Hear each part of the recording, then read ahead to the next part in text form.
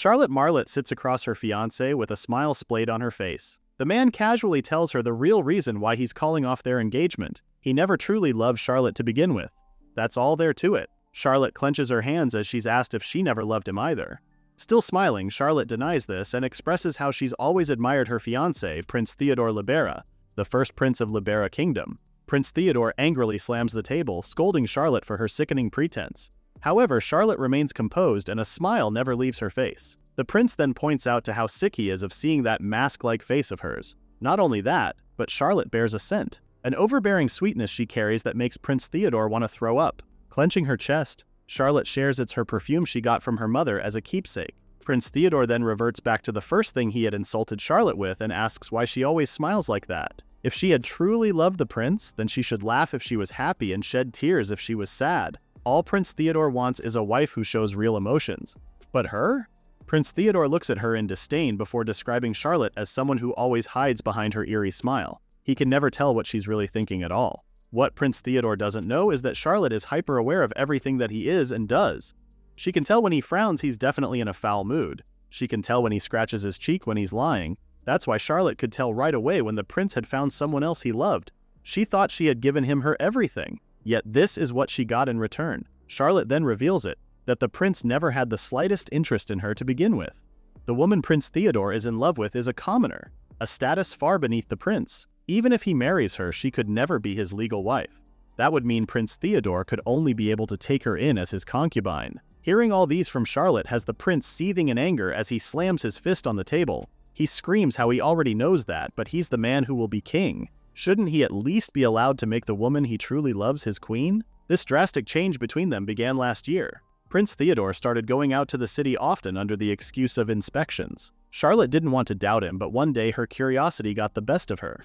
So Charlotte put on a cloak and followed to where he went. When Charlotte say him went into a questionable alleyway, she went there and heard Prince Theodore's voice. The prince was expressing his happiness in seeing his beloved Verona. When Charlotte inched closer to the house's window, that's when she receives the surprise of her life. There, her fiancé has his tongue shoved down in another woman's throat. The two are also in a passionate embrace and seem to be happy together. Charlotte's whole world stopped that day. Charlotte steps backward from the scene she's witnessing and ultimately makes a noise, immediately catching their attention. When Charlotte had confronted him and asked for his reason, Prince Theodore only spat of not having real feelings for her. The smile on Charlotte's face never left her face, not even for a mere second.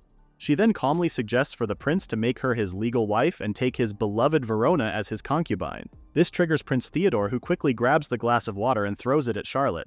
Standing up, the prince brutally commands Charlotte to stop saying foolish things. This still doesn't waver Charlotte's stance, even sitting how Prince Theodore needs her family's backing in order to be the next king. Prince Theodore already has a younger brother whose fiancée is a duke's daughter. This means, compared to the commoner woman he wants as queen, his brother has the stronger alliance. Presenting their engagement annulment papers, Prince Theodore tells her to shut up since his decision is final. To him, a woman who won't even cry at a time like this is worthless. Now Charlotte's smile is gone, but she still keeps her composure because she can't allow her ability to be exposed. So Charlotte has no choice but to accept this. Charlotte slowly grabs the piece of paper and tells Prince Theodore how she truly loves him. But if this is what he wants, she'll accept this annulment. With that, Charlotte gets up, bows down, and thanks Prince Theodore for everything. Leaving the palace, Charlotte thinks about Prince Theodore, who's like the sun to her. He laughed often and was full of life. Even though they got engaged due to political reasons, Charlotte had admired him. Someone who could show emotions so freely when she couldn't. But to him, Charlotte was just a woman behind a mask. That's why he fell in love with the girl who could smile so warmly. The exact opposite of him. As Charlotte boards her carriage, she has accepted he is no longer her concern. Suddenly, the rain starts pouring and everyone outside frantically shields themselves from getting wet. In her carriage, Charlotte hears the people hoping for the rain to stop. Clutching her chest, Charlotte closes her eyes as she tries her best to calm down and keep her emotions in check. She takes deep breaths, just keeping it slow and steady. Still, the hurt she feels now is beyond deep breaths. The poor woman doesn't know what to do now. As a duke's daughter, she can't remain unmarried. But as long as she has this ability in this land of perpetually fair weather, Charlotte will always be forced to suppress her feelings. Charlotte can't endure it anymore, though. There must be somewhere she can truly live in peace. She suddenly remembers the barren lands. A smile now beams on Charlotte's face. She can just marry someone from the barren lands. Her smile also brings the sun out again, like a ray of hope after such rainfall. After that, the king summons Charlotte's father, Duke Moreau, to take about what had happened and asks if nothing can be done. The Duke kneels with respect, apologizing before saying that the annulment papers have already been submitted by the first prince. It simply can't be undone. The king shakes his head in disappointment and turns to ask Prince Theodore if he won't appeal. However, the prince is already resolute. He really wants to marry the woman he loves. Prince Theodore then expresses how he has no feelings for Charlotte, and the feeling is also mutual. Furthermore, Prince Charlotte doesn't want a woman who never shows a single change in her facial expressions. The king stomps his royal staff, scolding his son for not seeing Charlotte's devotion towards him. What on earth has Prince Theodore been looking at until now?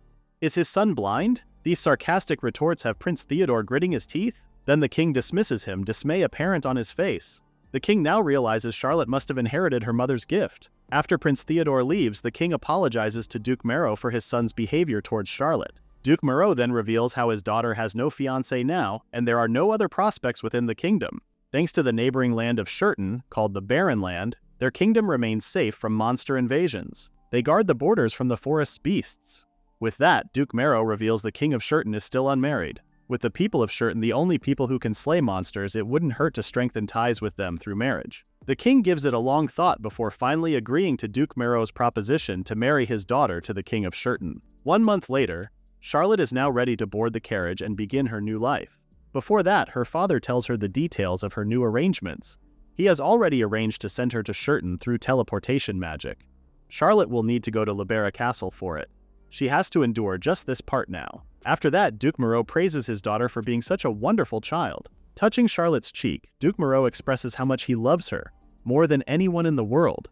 He also knows Charlotte deserves happiness. Then the Duke's eyes turn solemn as he apologizes for all the restrictions she has endured until now. Looking at her father's face, Charlotte negates this and says the time she spent with him all these years were really fun.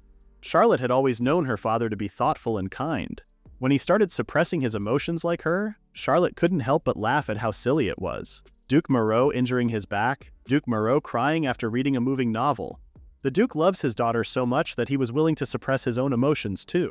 Charlotte then tells him how much he doesn't need to hold back his, just because she can't show her emotions. As Duke Moreau conveys how much he dearly loves his daughter, the two share one final embrace. After that, Charlotte steps into the carriage and bids everyone goodbye. Looking at their retreating figures, Charlotte really did want to remain in Libera forever. All her warm memories with her father and mother are here. There were hardships too, but with these memories, Charlotte feels like she can endure her new life in Shurton. Arriving at Libera Castle, a lady bearing a magic staff greets Charlotte and escorts her to the room where the Duke's daughter will be transported. In the room, Charlotte stands in the middle of a magic circle. As the lady waves her staff, the magic circle begins glowing. Suddenly, Prince Theodore comes barging in the room, screaming Charlotte's name. This surprises the woman, especially seeing the prince being held back by the guards. Prince Theodore then angrily tells Charlotte how the king had scolded him for what had happened. The prince then commands Charlotte to listen well. He will marry his lover no matter what, and he hopes Charlotte will rot away in that barren land while he and his beloved live peacefully in Libera. Charlotte stands in silence. Hurt begins to etch on her face. But the prince eggs on, asking if Charlotte is jealous that another woman will take the very place she always wanted. This seemed to be the last strike for Charlotte as the sky suddenly erupts with lightning that breaks the castle windows. Duke Moreau's daughter, Lady Charlotte Moreau, was born with the special ability to change the weather through her emotions. With the window behind her in complete pieces, Charlotte agrees to Prince Theodore's words. She once wished to be his wife, but not anymore. Now that she has chosen to wed in Shurton, Charlotte vows to leave her love for the prince in Libera. Curtsying, Charlotte prays the prince to find happiness with the one he truly loves, and may that love last forever. As the magic circle completes the transportation, Charlotte disappears before them. Charlotte then arrives in Shurton and is instantly welcomed to the land by Azul, her very handsome fiancé. The fact that she would be cherished by the king of the barren lands and that her presence would turn these barren lands into fertile ones, at this time, no one had really expected it. Azul Shurton, the king of Shurton. Charlotte has heard that the people of Shurton are strong, but this is more than I expected. She immediately curtsies and introduces herself to her new fiancé. Looking up, Charlotte then tells Azul he has a wound on his cheek. The king quickly wipes it off, assuring Charlotte it's just monster blood from the hunting they went on earlier. Scanning the room, Charlotte then realizes the soldiers also have blood on them too. This is Shurton's everyday life after all, a life Charlotte is determined to quickly get used to. With that, Azul informs the lady he'll show her to her room. This confuses Charlotte, who's used to having a lady in waiting for those types of work. Stepping forward, Azul extends his hand for Charlotte. As soon as she touches his hand, Charlotte can immediately describe them as large and rugged. Nothing like Prince Theodore's hands. Even the castle's atmosphere is nothing like Libera's. And the clouds in Shurton are so thick. It's supposed to be daytime, yet it feels like nighttime here. While walking the hallway, Charlotte asks the king as to why all the windows in the castle have iron bars. Azul simply shares to keep monsters from getting inside. The castle's defenses are impregnable, so Charlotte needs not to fret about it. Smiling, Charlotte calls this a clever idea and praises Shurton for having a unique way of doing things. Her words are met with silence from Azul, and now Charlotte is worried she might have said something rude. She then believes Azul is just solemn by nature since he constantly lives in a harsh environment. They soon arrive in a huge and fancy room wherein Azul informs her this will be their shared chamber. Even though they're already engaged, the thought of sharing a room with a man still makes Charlotte nervous. As she shyly sits down, Charlotte hears her name being called. When she turns around, a lady by the name of Lori introduces herself as her new lady-in-waiting. Charlotte then politely tells her how she looks forward to working with Lori. Azul then reveals that Lori will actually be Charlotte's personal maid, and at the same time, her bodyguard. This has Charlotte puzzled. A maid and bodyguard? Lori's attire seems different from the maids in Libera too. After that, Azul jests he wants the lady to understand this country's situation. This land is shrouded in clouds all year round. The climate is unstable, and it's a barren land where nothing grows. Opening one of the maps of Shurton, Azul points to the north of it where massive ravines and vast forests filled with monsters are. Azul's soldiers, including himself, hunt these monsters to keep them from invading their territory. But still, there's always danger around the corner. This isn't a place for delicate young women to come so eagerly to. With that being said, Azul will understand if Charlotte wishes to annul the engagement and return to her home. With sadness dripping in his voice, Azul gives Charlotte the chance to decide since he doesn't want her to live here with regret. Watching Azul's face, Charlotte can immediately tell he's a kind person. Just as she's heard, this is indeed a harsh land. She thought if the weather was unstable, Charlotte's ability might not matter much, but that may have been too naive of her. However, even if the land is dangerous, Charlotte knows she can live freely as herself here. She can finally laugh when she's happy or cry when she's sad. Truly, from the bottom of her heart, Charlotte knows there's no way she'd regret this. Charlotte then gives Azul her answer by saying she's already decided this is where she wished to come. At least here the lady is not some masked woman. When she was sad, Charlotte wanted to cry her heart out. When she was oppressed, she wanted to show her anger. And when she was truly happy, Charlotte wanted to smile for real. Just like now. Charlotte gives out the first true smile to Azul, telling him she looks forward to a long life together. Azul's eyes are mesmerized by her smile that he doesn't see the occurrence happening outside. One of his soldiers had to point out the window for Azul to see. Lo and behold, the sun is shining brightly outside. Everyone stares at this scene in awe and wonder. The king then clears his throat, apologizing to Charlotte for losing focus and shares that's a rare sight in Shurton. Azul isn't done apologizing just yet and kneels to say sorry for his rudeness earlier. He reasons out having a woman like Charlotte here, of LL places, still feels like this is just a dream. Blushing, Azul looks away as he says he's not usually so formal. He's just pretty nervous right now. Charlotte giggles, now knowing Azul was just nervous. She then tells him not to worry about it. Suddenly, Azul takes a hold of Charlotte's hands and on bended knees he promises to cherish her with all his heart if she agrees to become his fiancé. The two exchange heartfelt smiles before Charlotte thanks Azul for such sweet words. They've only just met, there's no love or romance yet, but simply being able to smile at each other in peace feels so wonderful to Charlotte. Meanwhile, back at Libera, Prince Theodore had visited Verona again. The two exchange I love yous and embraces each other, happy to be in each other's arms again. After that, Prince Theodore gives Verona a gift. Once Verona opens it, she's delighted to see a beautiful necklace. As Prince Theodore puts it on her neck, Verona is worried since he already gave her a lovely bouquet the other day as well. Prince Theodore seems like he isn't listening to her worries and tells her the necklace suits her perfectly. A grateful smile then forms on Verona's face, thanking Prince Theodore for the gift. The prince stares at his beloved with adoring eyes.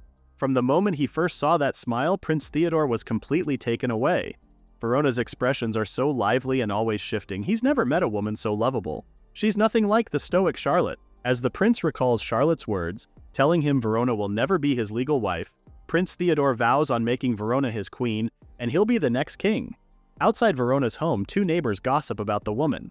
They're stunned to see the man visiting Verona again. They're gossiping about how she dresses so finely these past few days, and are now curious who this man is. They also know Verona only puts on a smile for wealthy men. Back at Shurton, Charlotte feels a bit cramped in her room, especially with the stone walls and heavy iron bars. In Libera, the city and green mountains stretched out before her. The view is completely different here. While looking outside, Charlotte spots a tower which she believes is the sentry tower Laurie had mentioned. Soldiers are always posted there and ready for monster attacks. And these night clothes aren't something Charlotte's used to as well. They're made so women can move easily in an emergency. In Shurton, pants are the norm. Charlotte lays back in her bed, thinking how different customs really are depending on the country. As she closes her eyes, Charlotte takes it all in. She's finally in Shurton. Here, she can cry as much as she needs. Charlotte has held back so many tears. Each time, the pain welled up within her, and at long last, it has overflowed. Even though she had loved Theodore. In fact, he was Charlotte's first love. That's why she tried so hard. Tears begin to fall as she remembers everything. There was a time she had prepared tea and pastries for him. Since she couldn't show her feelings, Charlotte had tried to express them through things the prince liked. But he just tells her he's not in the mood and to take it elsewhere. Charlotte also wrote letter to pour her heart out, but then Theodore would just shoo he away. Charlotte thought she was giving her all, but none of it ever reached him. It only left Charlotte suffering, aching, and miserable. She was never allowed to let her pain out like this. Her cries soon reach another person's ears, and before she knows it, Azul is knocking on the door asking if she's okay. Azul's voice has Charlotte sitting up and wiping her tears away, worried she might make him worry over nothing. As Charlotte opens the door, she apologizes for being too loud. Seeing Charlotte's red eyes, Azul frantically asks what had happened. The lady can't seem to form a sentence and just looks down as she covers her face. So, Azul suggests they get something warm for Charlotte to drink. In the living room, Azul gives his fiancé some tea which is from the neighboring kingdom, knowing its scent should calm Charlotte. Drinking tea in this weather, Charlotte compliments its warmth. Staring at Charlotte, the king then sadly asks if the lady had regretted coming to Shurton after all this time. Charlotte quickly negates this and explains it's because her previous engagement was annulled. In Libera, she could never let her feelings out. Charlotte had to hold everything in. But once she arrived in Shurton, the tears just wouldn't stop. As she tells Azul this, tears begin to well up again, prompting the king to wipe away Charlotte's tears. Azul then asks politely if it's okay for Charlotte to tell him what had happened with her previous engagement. Even if it's the past, Charlotte is worried it might upset Azul in the process. However, Azul just shakes his head, explaining he really wants to know Charlotte deeper. Charlotte then remembered the only request her father had asked of Azul. In Duke Marrow's letter, it only mentioned about the engagement annulment between her and Theodore. Charlotte then slowly starts telling Azul the reason why. Her former fiancé, the prince, already had a woman he loved. She tried her hardest to be good to him, but her feelings never reached him. When Azul asks if she loved Theodore, Charlotte explains it's all in the past now since she decided to leave her feelings for the prince back in Libera. It was simply because Theodore didn't love her, Charlotte shares as tears begin falling again. These tears aren't lingering attachment. It's everything she's held back that's spilling out all at once. Azul looks at Charlotte with sadness in his own eyes. That's when the lady apologizes again. She really thought she had come to terms with it. Charlotte doesn't want to cry anymore, and she's not the type to mope like this. Charlotte thought she had already erased all her feelings for the prince. From everything he's heard, Azul can really tell how kind Charlotte is.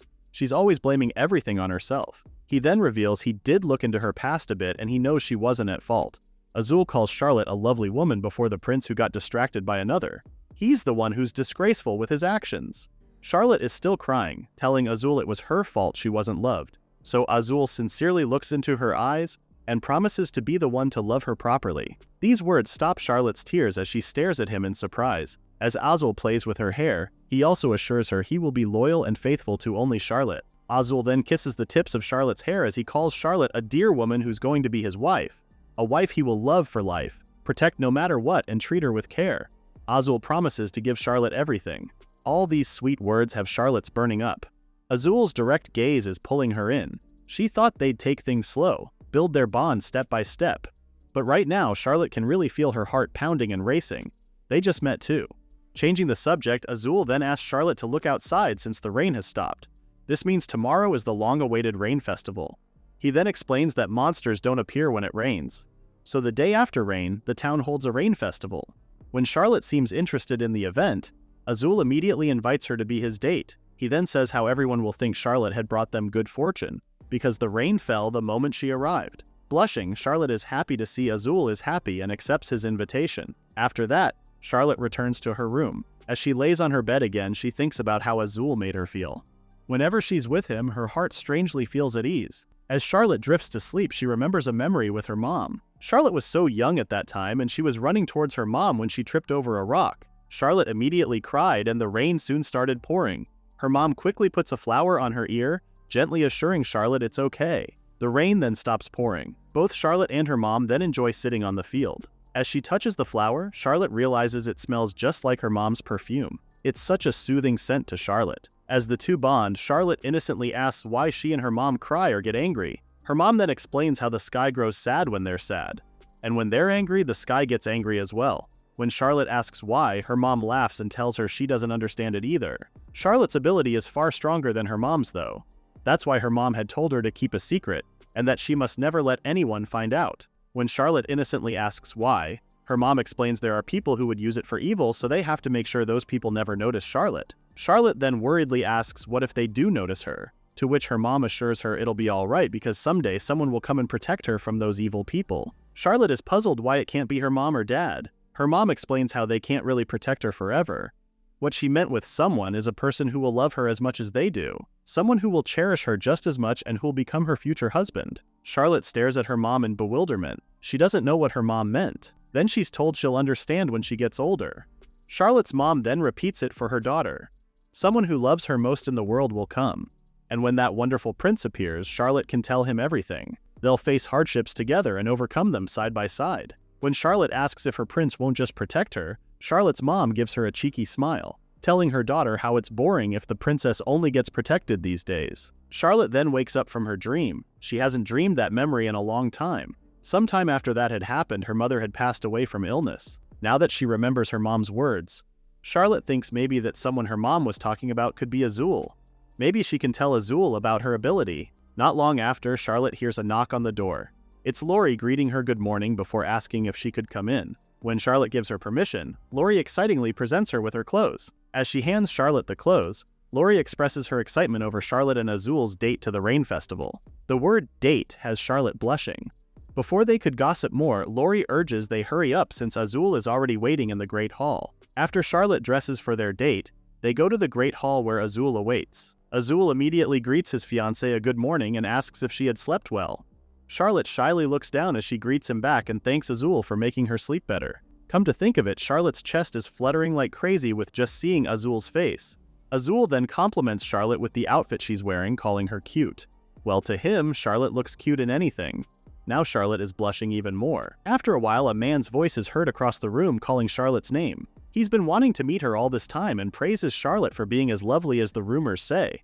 As he extends his hand for a handshake, he excitingly shakes it as he thanks Charlotte for getting engaged to his brother. That's when Azul steps in to introduce the man as his younger brother, Daryl, who mainly handles foreign affairs. Charlotte is surprised to learn Azul has a younger brother and is pleased to meet Daryl. Daryl then details out how he has been told on what she's been through and expresses sympathy over it. But then Daryl assures her that for as long as she's with his brother, Charlotte will definitely be happy. They might not look alike, but seeing Daryl's expression right now feels a bit similar to Azul's. Thanking Charlotte for coming to their country, Daryl expresses his interest in building deeper ties with Libera from now on. Plus, it rains last night for the first time in ages. To Daryl, Charlotte is a goddess. With that, Azul then informs Lori and Daryl they'll be headed to the Rain Festival now.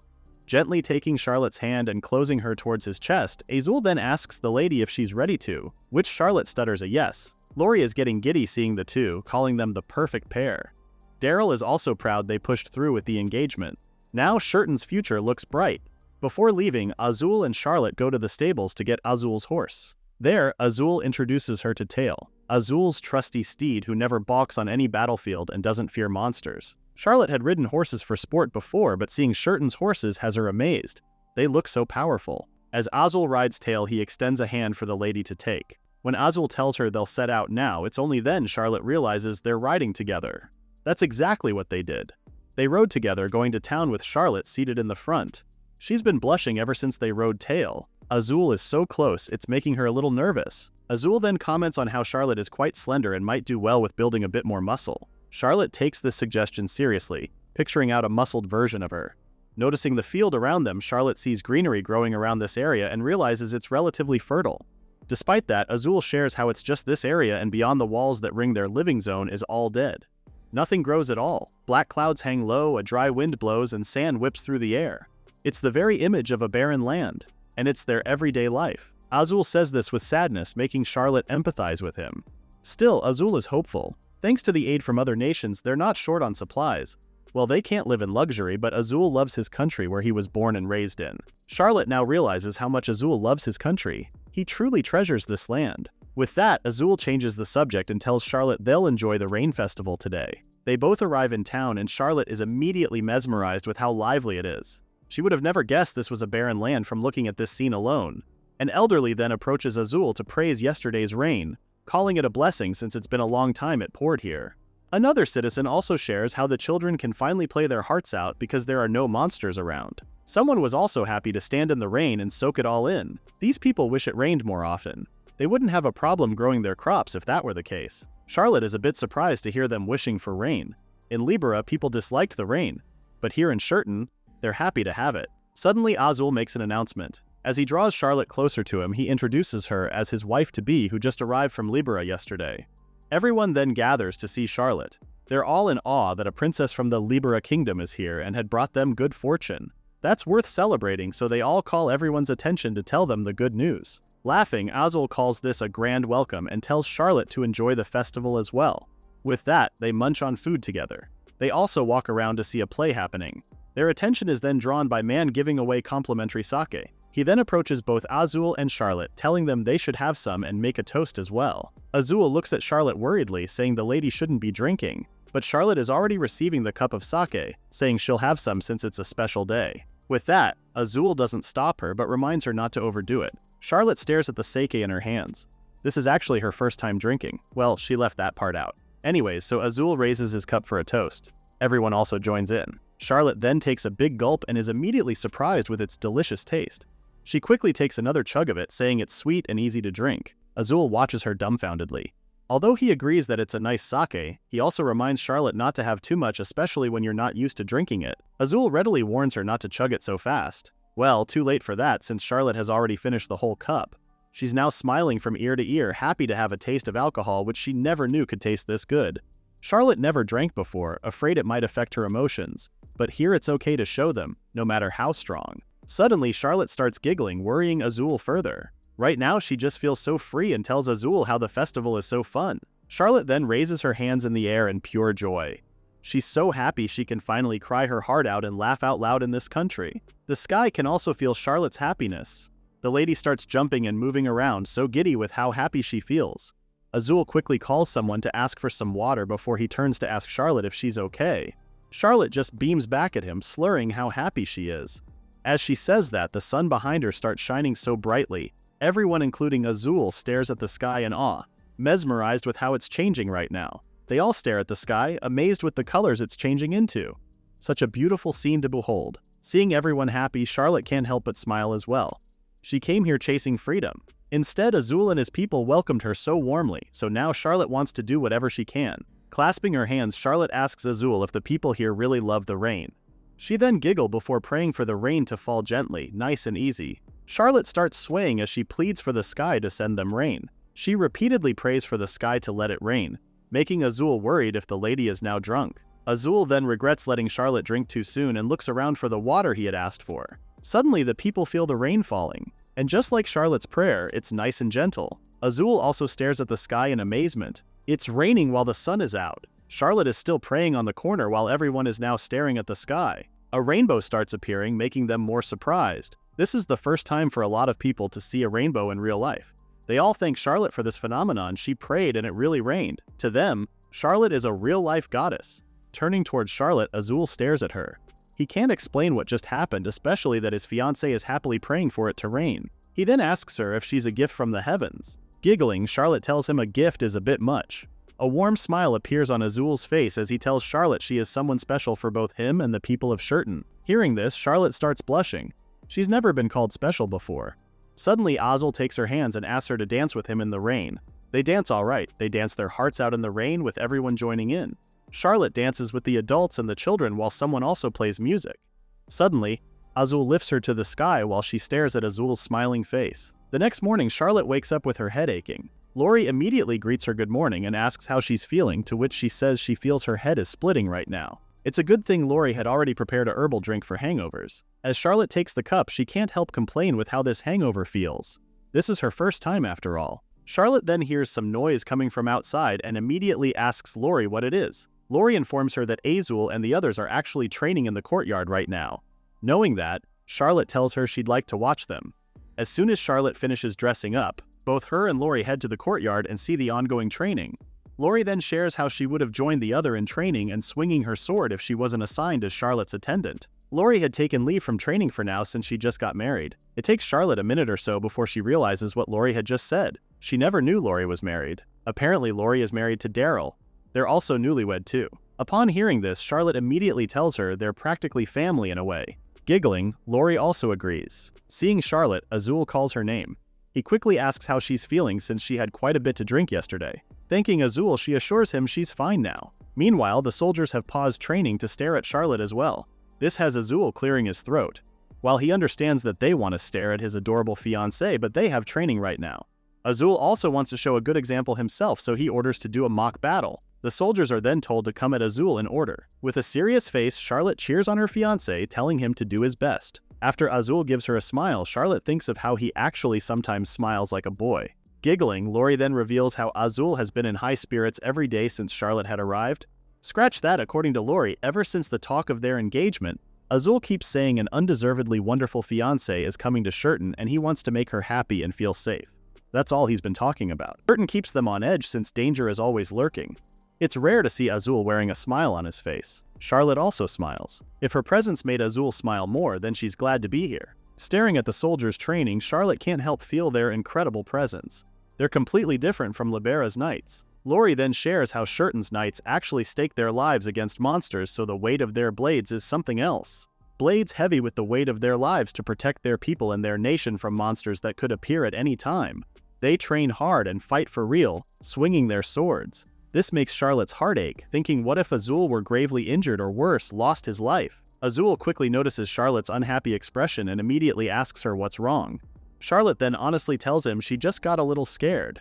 Thinking it might be the sight of weapons, Azul quickly apologizes for the weapons and tells her he'll take everything off right now. After he takes off the last one, Azul assures her he's not carrying anything now. Seeing this, Charlotte can't help but comment on how many weapons he has with him. This has Azul saying it's because one may never know what might happen out there. Azul's comment has Charlotte teary-eyed.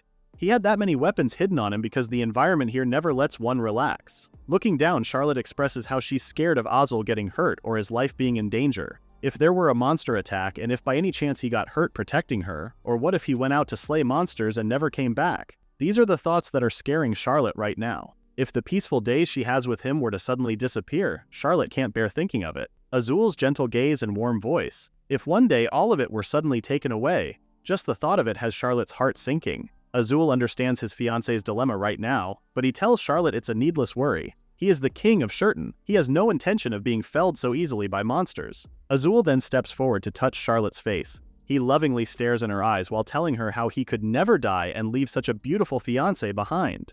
However, if it's to protect Charlotte, Azul doesn't care how badly hurt he gets. However, Charlotte doesn't want that either. They both stare at each other before Azul gives in, saying he'll return to her no matter what happens, and he'll never do anything that would make Charlotte anxious. And that's a promise that eases Charlotte's worries. After training, both of them head back to their shared chamber to enjoy a sumptuous meal. Charlotte is amazed at how much Azul can eat. Noticing her stare, Azul tells her to eat more and she doesn't have to be shy about it. However, Charlotte shares how she's never had a big appetite in the first place. But seeing Azul eat has her smiling. She's amazed the meat he was eating just vanishes like magic. If Charlotte calls it magic, then Azul says most of the people in Shurton would be magicians by now. Azul then reveals how Lori actually eats more than he does. And Daryl eats even more than her. Now Charlotte is stunned. Is bragging about eating a national pastime in Shurton? Changing the subject, Azul asks her if she'd like some tea after their meal, to which Charlotte says she'd like something else. Lori quickly tells the pair she'll prepare it immediately. When Charlotte dined with Theodore, they just sat at a long table and ate in silence.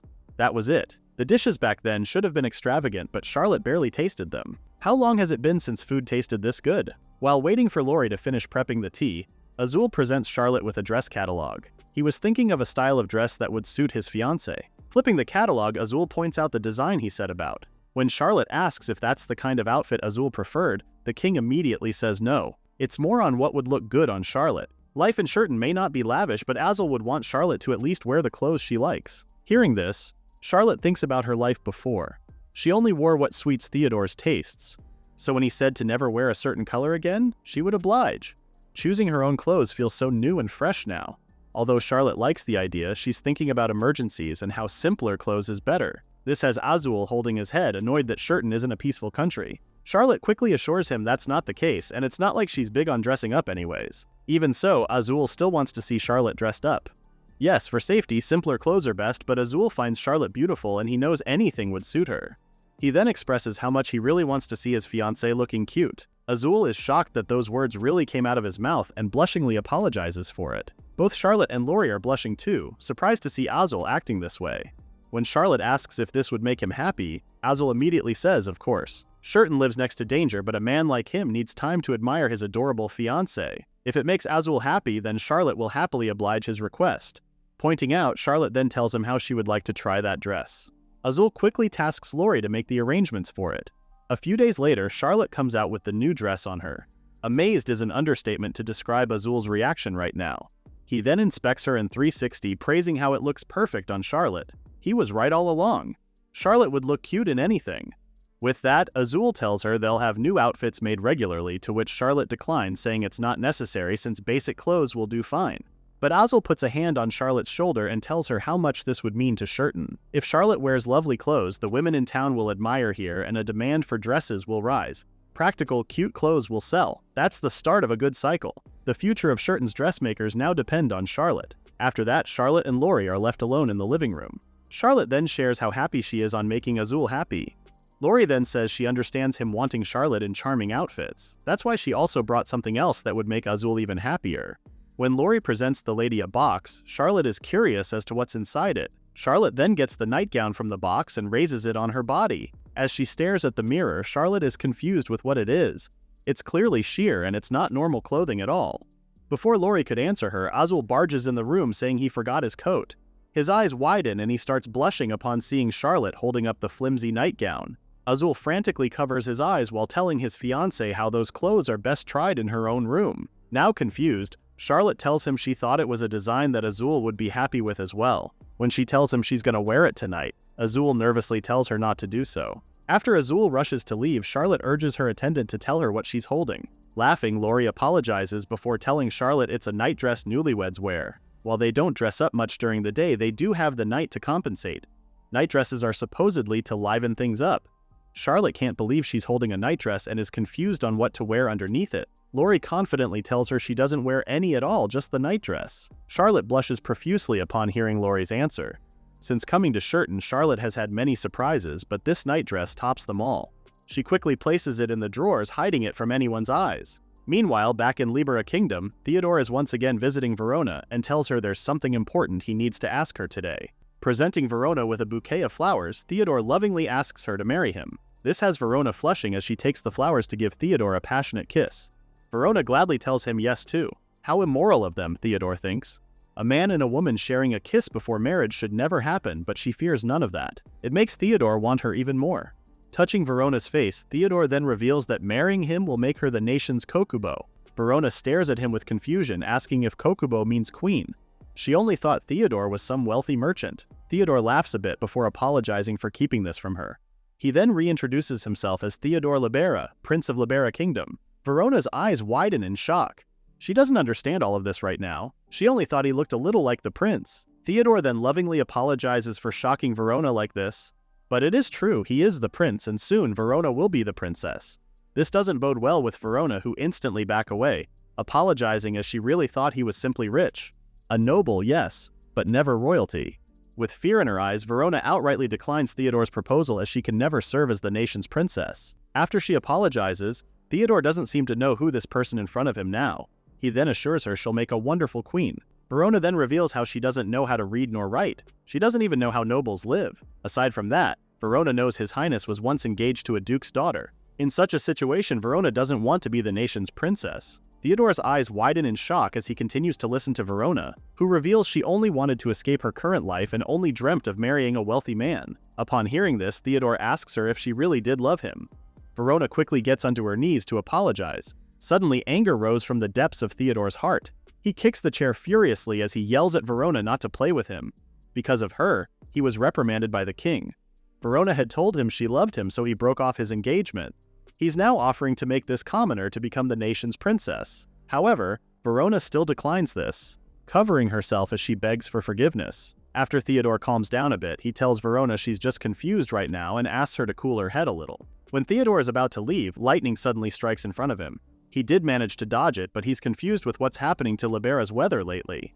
After that, Theodore approaches his guards and tells them to seize Verona and they'll return to the castle at once. Theodore then tells them that the mere commoner woman had insulted him, and it's an unforgivable crime. She'll be locked in a detached palace as a slave.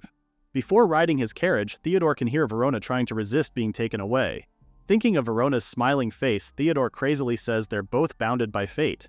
With that, Theodore laughs maniacally before saying he's going to discipline that spoiled little brat. Back at Shurton, Charlotte comes out wearing comfortable clothes for riding. She apologizes for keeping him waiting, to which he assures her it's okay. Charlotte has never left the Libera kingdom before, so she has little real experiences when it comes to other nations. Hence why Charlotte has decided to accompany Azul in this inspection tour. They're already riding tail and are at the gates when Azul tells her to wear a cloth mask. It had rained yesterday, so there could still be dust blowing around. After covering her face, they both head out for the inspection. And it's true that dust is blowing around the barren land. Even Charlotte is having a hard time seeing things. The sky is smothered in black clouds. Dry air. Nothing but the winds howl. This is the barren land. Azul then tells her how the land is harsh outside the walls. They say it's because the monster forest lies ahead. Even so, the people are resilient, the town's lively, and smiles never fade. This is what Azul wants to protect. These people and this country. Charlotte had came here hoping her ability would have less impact in a barren land. But seeing how much Azul cherishes this nation makes her feel ashamed of her naivety. She wants to learn more about this country and find what she can do for Shurton. When Charlotte asks where these monsters come from, Azul points to a ravine a bit over from where they are. Charlotte then asks if they can go closer. It shouldn't be a problem since it rained yesterday, so she doubts monsters will appear. Azul is a bit hesitant in her request, but ultimately agrees, just warning her that the footing is unstable so Charlotte can't stray from him. They arrive at a rocky place where Azul says they'll dismount. They shouldn't have to worry about dust here as well. After Azul goes down fist, he helps his fiancé get down as well, telling Charlotte to be careful. Looking around, Charlotte can tell it's a colossal ravine far too sheer to climb. She can't even see the end no matter where she looks. If it's this massive, they might be able to mine ore and process them into accessories. Her train of thoughts are suddenly interrupted by Azul, who points to a crack in the rock ahead that leads into the monster forest. Hearing this, Charlotte realizes running into monsters would be dangerous. Maybe that's the conclusion the people of Shurton reached to and never explored mining. Azul then calls Charlotte's attention to tell her how there's something about this ravine that calls to him. He once came here alone as a child and caused quite the uproar. Charlotte can only imagine how worried everyone must have been. Azul continues sharing how his father gave him a proper knuckle rap with his broad fist after. This makes Charlotte giggle as she imagines Azul as a spirited child. Her laugher always puts a smile on Azul's face too. Now that they're here, Azul also shares there's a favorite spot of his nearby and asks if Charlotte would like to see it. After Charlotte agrees, they both walk into a limestone cave that Charlotte had only read about before. Azul says there are a few others, but this is the only one they can enter safely. Lighting up a lamp, Azul heads first before offering his hand to the lady. The air is cold here. Damp rocks and the faint sound water is all Charlotte can see and hear. She's so curious as to what exactly is it that they're heading to, but Azul keeps it a surprise. Then, Azul tells her to look over and see the beauty of the rock formation in front of them. Charlotte is in awe. According to Azul, the water pooled below reflects the light, that's why the rock glows like a dream. Though the water is toxic, so they can't drink it, Azul then thinks it'd be nice if there were some place with sweeping green and sweet fruit. A place he thinks suits Charlotte better. The lady lets out a giggle as she tells him she wasn't really looking for scenic spots. She simply wanted to know Shurton is all.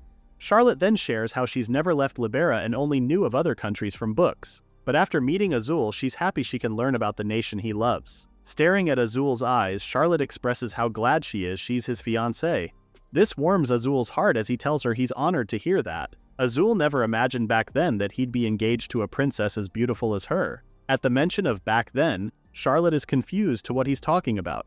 It seems that Azul might have slipped. He then recalls a time when Charlotte might not remember. Azul had once seen her at a Libera royal ball. It's true that Charlotte doesn't recall, but Azul understands since she had duties and he couldn't stay long as well. Azul had only seen her for a moment, but she was truly beautiful at that ball. Azul was mesmerized by Charlotte's beauty. From that day forward, Charlotte never once left his mind. Charlotte starts blushing upon hearing that coming from Azul. She never knew Azul felt that way. Even now, he's staring at her with such gentle, loving eyes. The sun is about to set, so Azul calls it a day and they'll return to the castle now. Looking back, when the proposal came from the Libera kingdom, Azul was stunned. To this barren land, to him especially, could someone this lovely really be coming here? That was what Azul had thought. In Duke Moreau's letter, he had stated that the one essential condition he had was to avoid making Charlotte unhappy. Azul had vowed right then that he will make her happy no matter what. Azul stares at Charlotte's lovely face, now bearing a warm, happy smile. When the lady asks him if there's something wrong, the king only says it's nothing. At Shurton Castle's library, both Azul and Charlotte are looking for books about plants. Charlotte had tried planting before, but it didn't go well. Azul's question is if it's really possible to grow plants in Shurton. Azul had hoped they could cultivate something edible, but only poisonous or thorny things would grow. However, Azul does note they've been getting rain lately, so maybe they should try planting again. The rains seem irregular though, so Lori isn't so sure it'll work out. As Charlotte flips from page to page, she believes if they had vegetables that grow with little rain, Shurton's self-sufficiency would rise. Relying on imports for food is unstable, and agriculture might also create jobs. Charlotte then finds the plant she's been looking for. The plant Tort. She once grew it with her father, and it can thrive with just water and sunlight. But the problem is, Azul and the people have never planted Tort before. With Shurton's recent weather, Azul believes it might grow a little. Lori is also excited. If Tort grows in Shurton, the people will be thrilled. Suddenly, they hear a bell ring. Azul tells Charlotte it signals a monster sighting. Azul quickly tells his fiancé that he must go the moment the bell rings. As king, it is his duty to do so, but he promises her he will return. Charlotte understands this and reminds Azul to be safe. After he leaves, Charlotte asks more about the bell. She really wants to learn more about this country. Lori then explains that they have an alarm bell for monster sighting with graded levels depending on urgency. 1 bell means monsters were spotted at the ravine and the strike force is deploying. 2 and 3 bells call for reinforcements. 4 bells tell citizens to evacuate, and at 5 bells, saving lives takes priority over extermination. Once the bell rings, Azul deploys under any circumstances and won't return until the monsters are dead. This has Charlotte sporting a worried face. Lori tries assuring her not to do so since it's usually just 1 bell. They've never had anything at 3 or above, so that should keep Charlotte's mind at ease. Charlotte really hopes Azul is all right. In her mind, she really wants to help out. But what can she do to support Azul in this country? Seeing Charlotte's worried face, Lori tells her how at these times they pray in Shurton. The country worships the heavens and the spirits of nature. They give thanks to the sky and nature and/or being alive. And when their loved ones go to war, they pray for their safety. Lori then reveals that Azul often prays at the church. And that's what both Charlotte and Lori do. They pray that everyone will return home safely. Charlotte clasps her hands tight as she worries about her fiancé and the other who are currently fighting off the dangerous monsters. She internally asks if there is no path where they can live in peace. Lori looks at Charlotte's demeanor and is also worried for her lady. She then asks Charlotte if she knows why Azul bravely goes out to battle.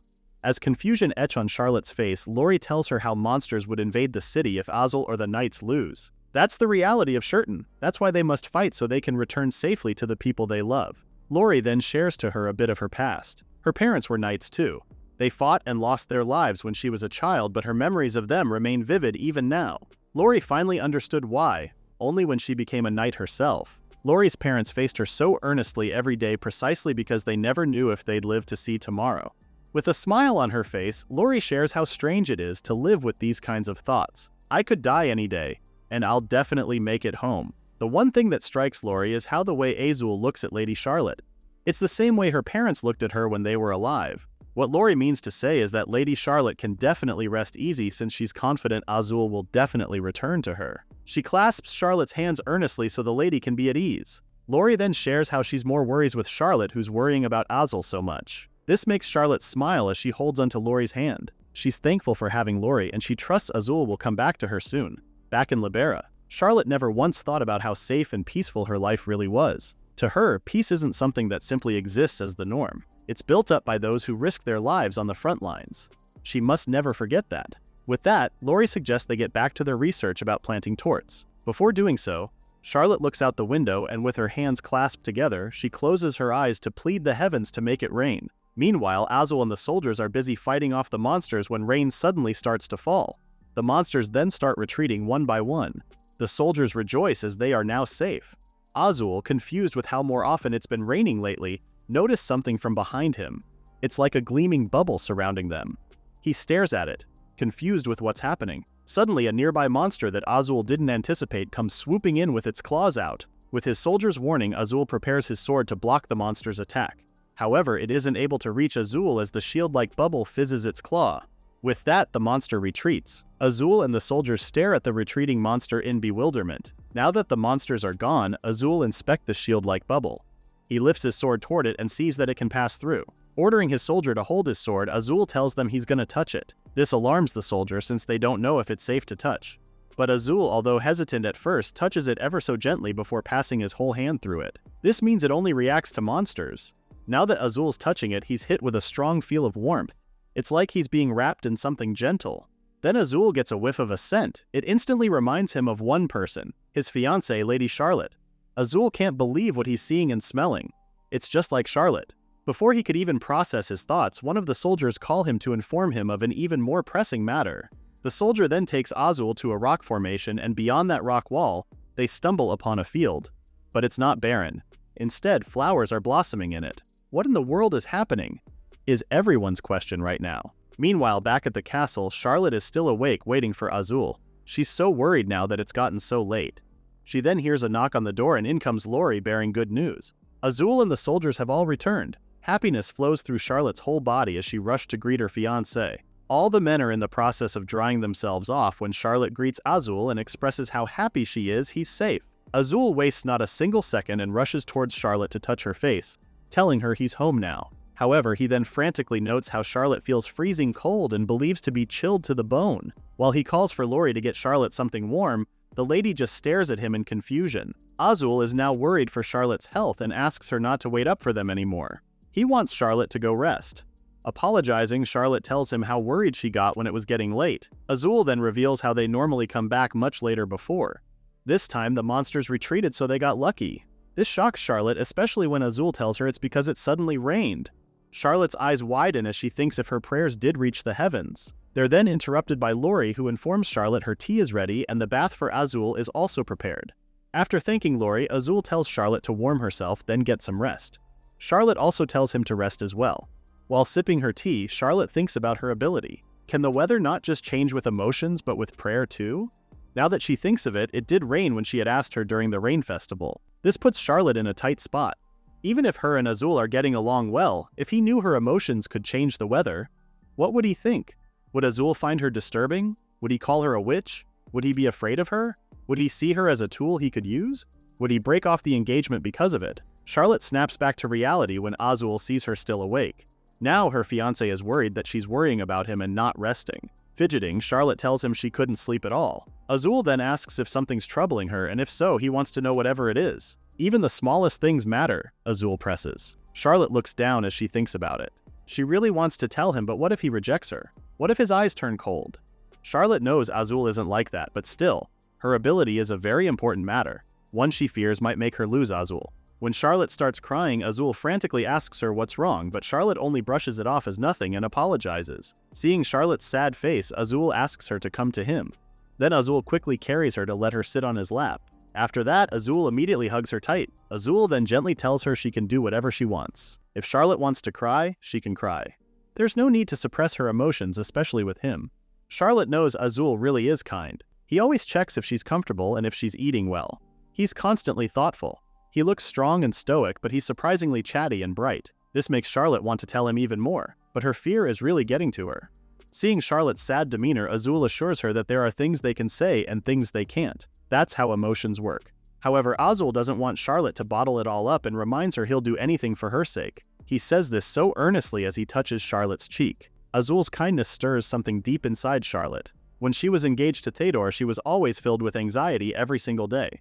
But with Azul, every day feels warm and Charlotte is filled with constant happiness. After that, they both decide to go and take some rest. In her room, Charlotte thinks about what her mother had said, the one who cherishes you most in the world. Charlotte then drifts to sleep.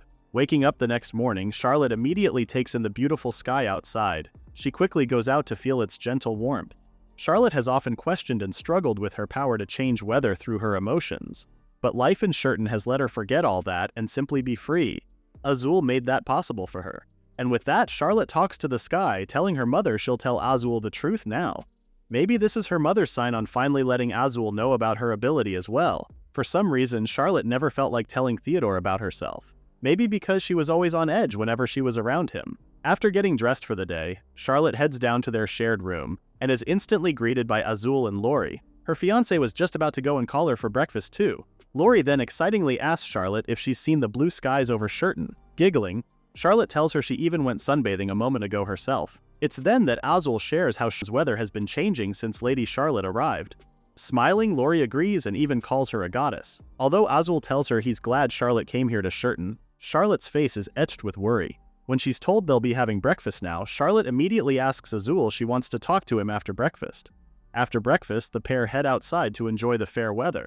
Azul is looking up to the sky, basking in the beautiful blue sky, which he says feels good to the soul. Although she agrees, Charlotte seems quite like she's unsure how to approach the subject. Then Azul asks her a question. If Shurton's land stops being barren, will the lady still stay here? Such question confuses Charlotte. Azul then explains how Duke Marrow had once told him that Charlotte wished to marry into Shurton because it's a barren land. But Azul believes their country might not remain barren in the near future. Azul then reveals that flowers have begun blooming in the ravine. And lately, the weather has been changing. Azul doesn't know why, but he feels that their nation is also changing. Hearing all this, Charlotte grows quiet, thinking if it has to do with her ability. Azul then gently calls her name, telling her he already decided to love and cherish her more than anyone. Not only because she's his fiancée, but also because the moment he saw her, his heart was completely and utterly stolen. If this is love, then I want in. Anyways, Azul starts blushing as she asks once more if Charlotte will stay by his side even if this place stops being barren. Charlotte stares into Azul's eyes before expressing how much she wants to stay if he'll have her forever. This has Azul beaming with joy, but that's interrupted when Charlotte tells him to decide after he hears her out. What she'll say next concerns the country's future. With that, Charlotte reveals she has a secret she wants to share. As Charlotte stands up, she tells Azul to watch what she's about to do. She then clasps her hands and closes her eyes, praying for gentle rain to fall for them. Not long after, rain starts pouring. Nice and gentle. Of course, Azul gets stunned. He's utterly speechless right now. Charlotte then explains her ability to him. When she wishes for it, the heavens answer. When she cries, rain falls from the sky, and when she smiles, the clouds clear and the sun shines brightly. Her emotions are reflected in the weather. After hearing that, Azul quickly stands up and stares at Charlotte in confusion. It takes a while before he finally starts to wrap it around his head. He's always wondered about the climate shifts since Charlotte arrived in Shurton. Mentioning the rainbow at the rain festival, Azul asks if she did that as well, to which Charlotte honestly replies yes. Azul goes into thinking mode before he carries Charlotte bridal style, which shocks the lady by the way, and tells her they'll talk in their room. When they arrive there, they get comfy before Azul asks Charlotte to answer a few questions he has in mind. The first one is if there's a price for having such ability, like being taken by the heavens or her life being drained away. Charlotte tells him she's never heard of anything like that and reveals her mother had the same ability but died of an illness. However, Charlotte had heard her great-grandmother, who also shares the same ability, lived a long life. Azul's next question is about who knows about her ability. Charlotte quickly answers him, telling Azul that her father is the only one who truly understands it. However, the King of Libera did know about her mother's ability, so he suspects Charlotte might have the same. Hearing this, Azul comes to a conclusion that this is probably why they matched Charlotte to the prince, to see if they could exploit her ability. With that, Azul then asks why Charlotte has decided to tell him. Charlotte stutters for an answer. With nothing but her heart on her sleeve, she tells Azul what her late mother had told her, to tell the truth to the one she loves and can trust with all her heart and face hardships together. Charlotte never knew she could trust someone as much as she trusts Azul, or even feel such peach with a person. It's still vague, but Charlotte knows she's drawn to Azul. After such confession, Charlotte closes her eyes in embarrassment. When she takes a peek at Azul, she's surprised to see him blushing and at a loss for words. Azul only snaps back to reality when Charlotte calls his name. Azul then apologizes for his reaction and reveals it's quite surprising to hear such confession from his first love. Being called first love has Charlotte surprised, as she really thought Azul had dated before. While Azul would love to say he's experienced, that's not really the case since he had to take over the throne at the mere age of 15 after the previous king died. Ever since then, it's been constant battles with monsters. In today's translation, that means Azul is a workaholic, as Azul embarrassingly covers his face as he confirms Charlotte to be his first love. Looking away, Azul then asks they go back to the topic at hand and tells Charlotte not to tell anyone else about her ability. If word got out, some would try to use her. After agreeing, Charlotte feels like a heavy weight has been lifted now. All her worries seem so trivial too. She's glad she found the courage to tell Azul. Meanwhile, back at Libera Kingdom, in the detached palace where Verona is imprisoned, Theodore comes in and greets his beloved so sweetly. That's the opposite with Verona, who's looking like she's about to go insane in a minute or so. When Verona doesn't say anything, Theodore informs her she doesn't have to be queen anymore since he bought her with money. With that, Verona doesn't have to worry about a single thing now. Theodore then throws the bag of money on the floor, its contents spilling all over. Seeing this, Verona stutters to tell she did want the money, but this isn't the life she wished for. That answer has Theodore angry, throwing the tableware crashing on the floor. The prince then asks her what she's complaining about when she doesn't have to work her and can have lavish meals and dress in fine clothes. Even so, Verona desperately declines, which has Theodore throwing a vase of flowers at her. As she screams, Theodore reminds her she's his property now and property doesn't talk back. Teary-eyed, Verona tells the prince she loves her and asks for his forgiveness. Her face meets a sounding slap from the prince, throwing her to the floor in the process. Theodore watches her with cold eyes as he tells her to stop with her lies. Suddenly, one of Theodore's guards comes knocking on the door and informs him that His Majesty the King asks his presence. This surprises Theodore. Being called in by his father right after capturing Verona is a bit coincidental. At the throne room, Theodore makes the first move by showing contrition. He puts on an act for his father, telling the king he was wrong and he'll set aside his infatuation and walk the proper path as royalty now. The king doesn't respond to this. Instead, he informs Theodore he has arranged for the prince to be married into the neighboring empire of Rudvia as the empress's sixth consort. Theodore vehemently calls this a joke. He's supposed to be the next king, right? The king then angrily tells his son that he's the one joking here. The king then lists down everything Theodore had done, especially the recent one, wherein he threw a tantrum after being spurned by a commoner. How many more layers of shame does Theodore intend to add? With a stern voice, the king then reveals how he has no intention of making Theodore the next king, and that he has to prepare to depart for his marriage at once. Despite the desperate pleas, the king doesn't hear Theodore out and continues walking out of the room. Theodore then falls to his knees. Rudvia. Theodore has heard of the consorts left to despair in a detached palace if they displeased the empress. These consorts live lonely and miserable lives, and now he's going to a place like that? Theodore believes this is all because Verona refused to marry him and because Charlotte didn't love him.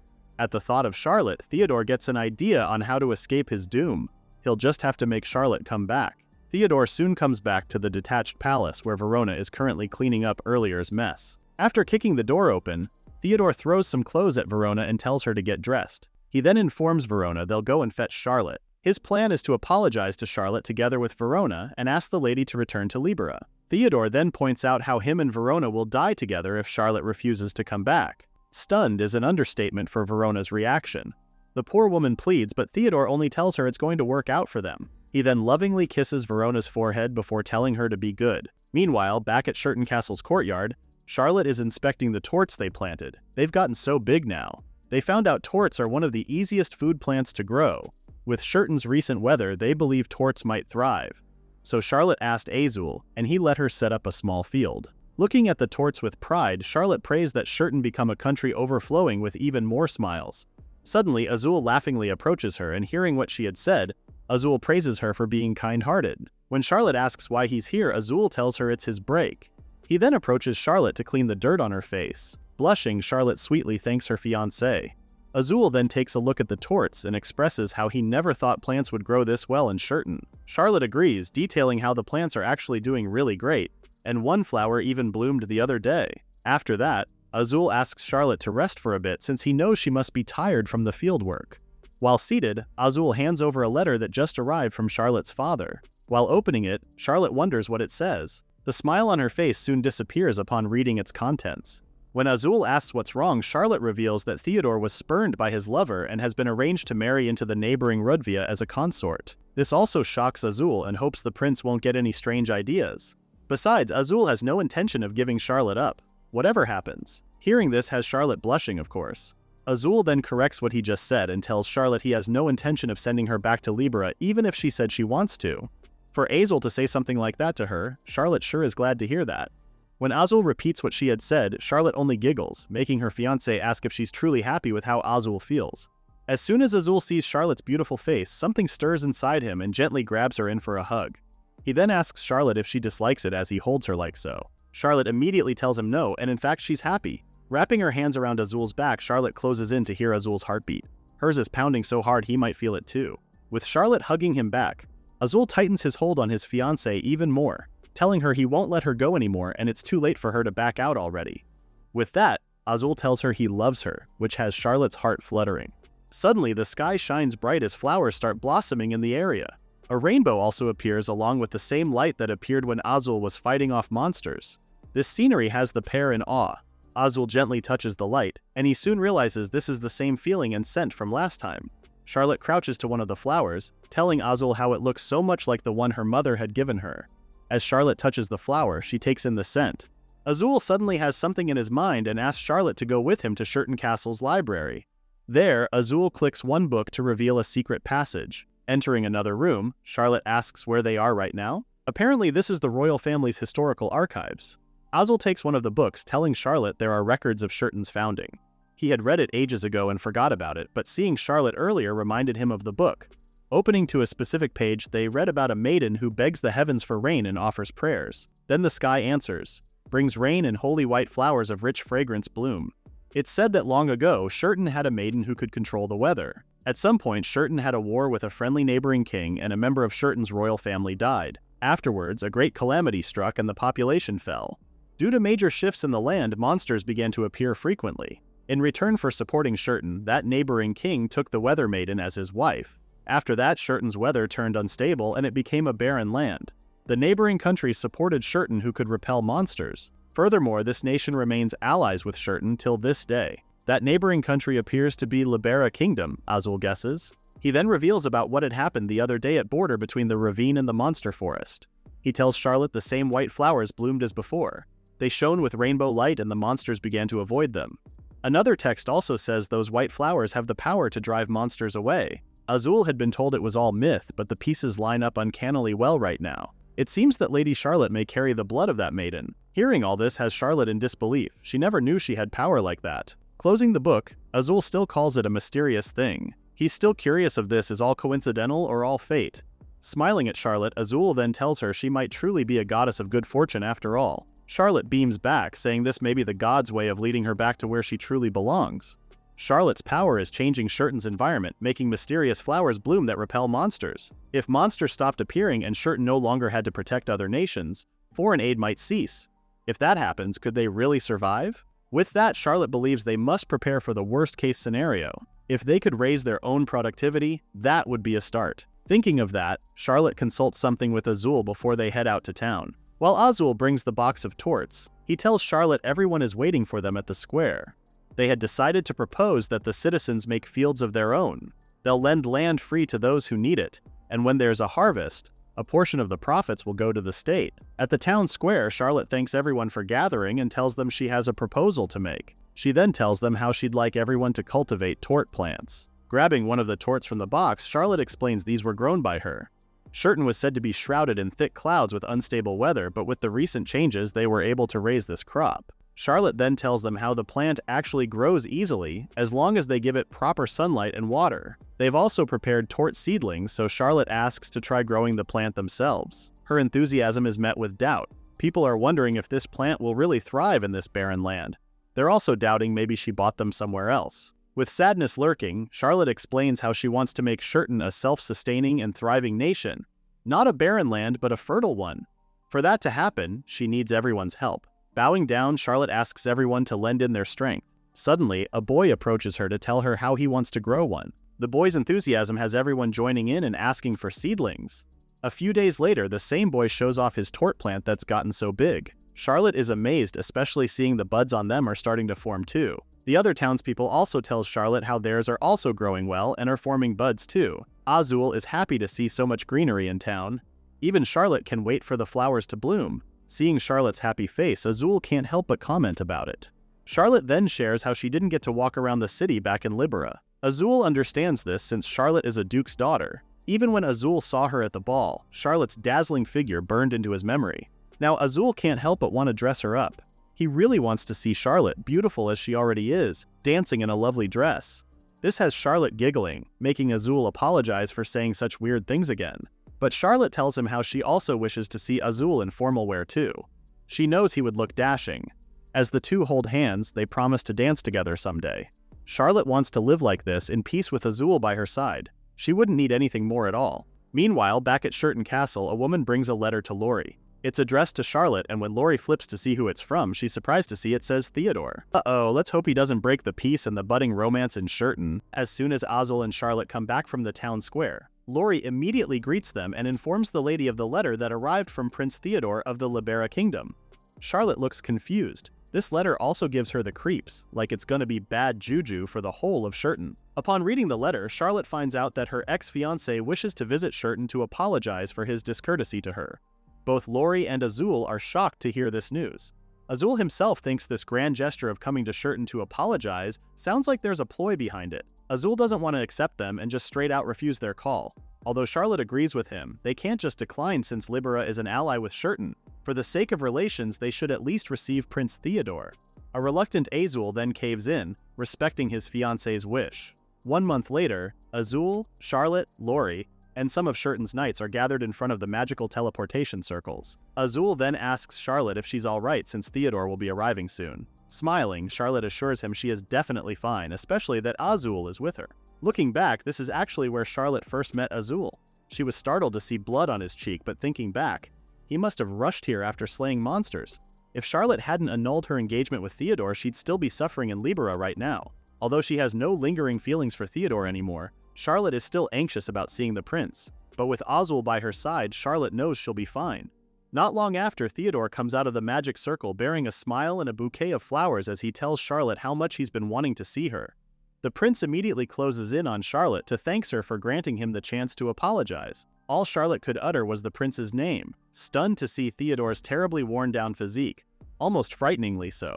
Azul then casually gets in between the two and smilingly greets Theodore. The king of Shurton then introduces himself to Theodore, towering over the prince like a beast. Staring up to Azul, Theodore stutters a reply before he finally introduces himself as well. After that, Azul thanks the prince for the flowers and will have them arranged by their maid. Theodore immediately opposes this since the flowers were intended for Charlotte. Azul only stares at him, giving the prince a small smile. Theodore gets the gist and quickly retracts his words and hands over the flowers to Azul. After that, Azul directs the Libera guests to the guest room they've prepared. Everyone is so engrossed with Theodore that Charlotte doesn't see the hooded Verona among the guests. Not long after, they're all seated in the receiving room. Lori then comes bearing with some tea for Theodore, who happily says it's his favorite tea. Turning to Charlotte, he praises the lady for still remembering his tastes. He even tells everyone how no one understands him like Charlotte does. As Theodore sips his tea, Azul laughingly reveals how he was actually the one who prepared that tea.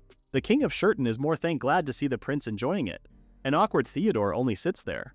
The whole exchange has Charlotte speculating the prince might be intimidated by Azul. Clearing his throat, Theodore then gets to the point of his visit. He bows his head slightly as he apologizes to Charlotte for what he's done before. Charlotte then tells him it's alright, even sharing how she's very happy to be engaged to Azul here in Shurton. That last sentence irks Theodore, but he can't let go of his facade just yet. Instead, he ushers his attendants to bring out the gifts he brought for Charlotte. When the attendants open the gifts for Charlotte, the lady stares at them and curtly says thank you. She doesn't really want these since they're all useless things for Shurton. Theodore then expresses how much glamour suits Charlotte, even pointing out how truly beautiful she was back in Libera in comparison to the plain clothes she wears now. But Charlotte isn't offended at all. Instead, she explains that her attire is necessary in emergencies and is made of very sturdy fabric. More so, it's her choice to wear the clothes. Chiming in, Azul tells the prince that they've begun improving clothes in Shurton since Charlotte arrived. With that, Azul gives him a dazzling smile before saying how they'll use Theodore's gifts as reference for new designs. Theodore might now say it, but it's clear in his face how he's very disturbed by Azul's overly courteous demeanor. As Azul tells them dinner is ready, they hear the alarm bell ring, drawing their attention to it. This means monsters have appeared. Not only that, but Theodore is smirking on the side upon hearing the news. The prince then composes himself and acts out as if he's concerned on what to do with the monsters appearing. Azul, unaware of the smirk earlier, assures Theodore he'll go check, so the prince just needs to calm himself down. Turning to Charlotte, the king of Shurton apologizes to his fiancé before telling her he'll be right back. A worried Charlotte only tells him to be careful. She's visibly worried as she stares at Azul's retreating figure.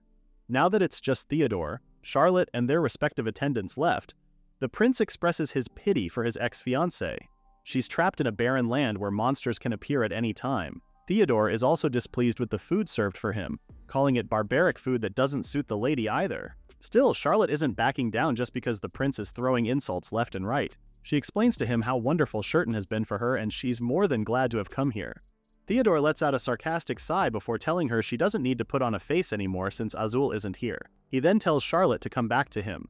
An offer then stuns the lady. Theodore thinks Charlotte doesn't really want to be in this dreary place, a place that's like a prison without freedom. In fact, the prince has already arranged it so Charlotte can return as his fiancée.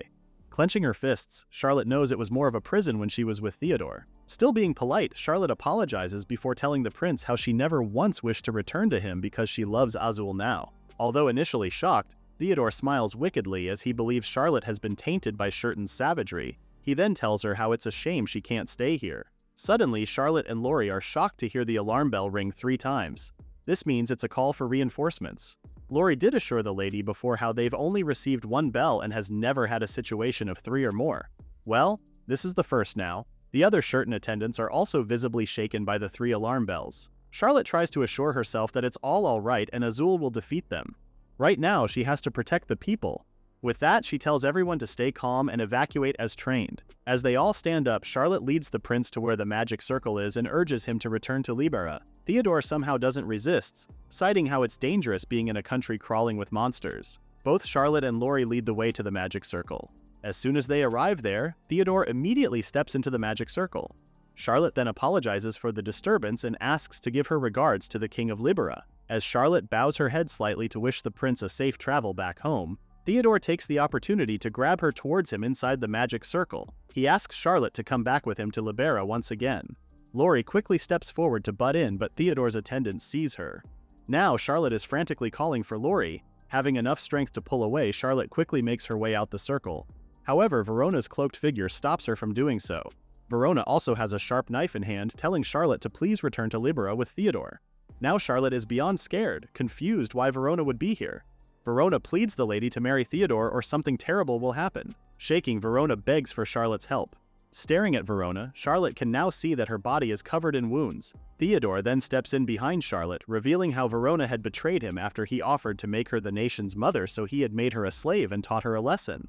Charlotte's eyes widen in fear. A royal arbitrarily enslaving a commoner is beyond madness. That means that those wounds were inflicted by Theodore himself. Theodore now wants to manipulate Charlotte by telling her decision to not return to Libera will drag not just him but Verona into her selfishness. With a handkerchief in hand, Charlotte tries gently pressing it on Verona's wound and tells her to escape with the Shurton attendants. Theodore then warns Verona not to do so since monsters will just eat her if she runs away. It would be better for her to live comfortably as his slave.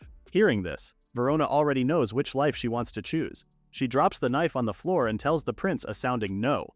She'd rather be torn apart by monsters than live as Theodore's slave. An angry Theodore is about to slap Verona across the face when Laurie holds him off and tells both Charlotte and Verona to evacuate. So Charlotte instructs one of her attendants to take Verona to the shelter with them.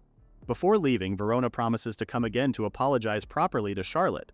With that, Charlotte then ventures out the balcony upon hearing 4 bells ringing. She's worried for both the city and Azul. As soon as she reaches outside, Charlotte sees thick smoke in the sky. It's coming from a bit off from the ravine. She doesn't know what's happening with Azul and the soldiers. Suddenly, Theodore's arms are wrapped around her. She quickly squirms her way out of his embrace and demands to know where Laurie is. Theodore's not alone too. Libera soldiers are with him and are blocking the doorway. Charlotte then tells the prince how she has no intention of returning to Libera no matter what. A wicked smile flashes on Theodore's face as he asks Charlotte if she'll still have that choice if the King of Shurton dies. Now Charlotte is alarmed with the kind of words spouting out of Theodore's mouth. Theodore then reveals how he just received word that King Azul is dead, so now there's nothing holding Charlotte back here. Meanwhile, Azul and the soldiers has been fighting off the monsters, killing each of them that comes their way. But then, they are faced with another enemy. Spears are being shot at them by soldiers from another nation. Although Azul has thwarted their attacks with his sword, the enemies are still shooting at them. So Azul commands his soldiers to ready their arms since enemies are attacking from the rear. Azul sarcastically praises them for their boldness in raising their blades against those fighting the monsters. Left with no other choice, Azul commands his soldiers to split in 2. First unit will focus on the monsters and the second one will cut the enemy troops. What they didn't anticipate is for the enemy's side to have a magical staff. Commanding it, a huge explosion booms the whole place and not long after, a rock slide starts falling towards the Shurton troop.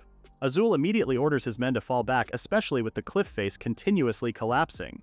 Azul knows this just makes matters way worse. If the ravine collapses, the rock wall won't hold the monsters back anymore. A new horde of monsters then comes swooping in on them. At this rate, the city will surely fall. Azul doesn't know what's happening now. Right now, they must hold the monsters here, no matter what. With that, Azul tells his men to not let these monsters pass. Suddenly, one of his men shouts Azul's name, warning him of an enemy about to slash him with a sword. Back at Shurton Castle, Charlotte doesn't believe Theodore's words. She knows it's all a lie.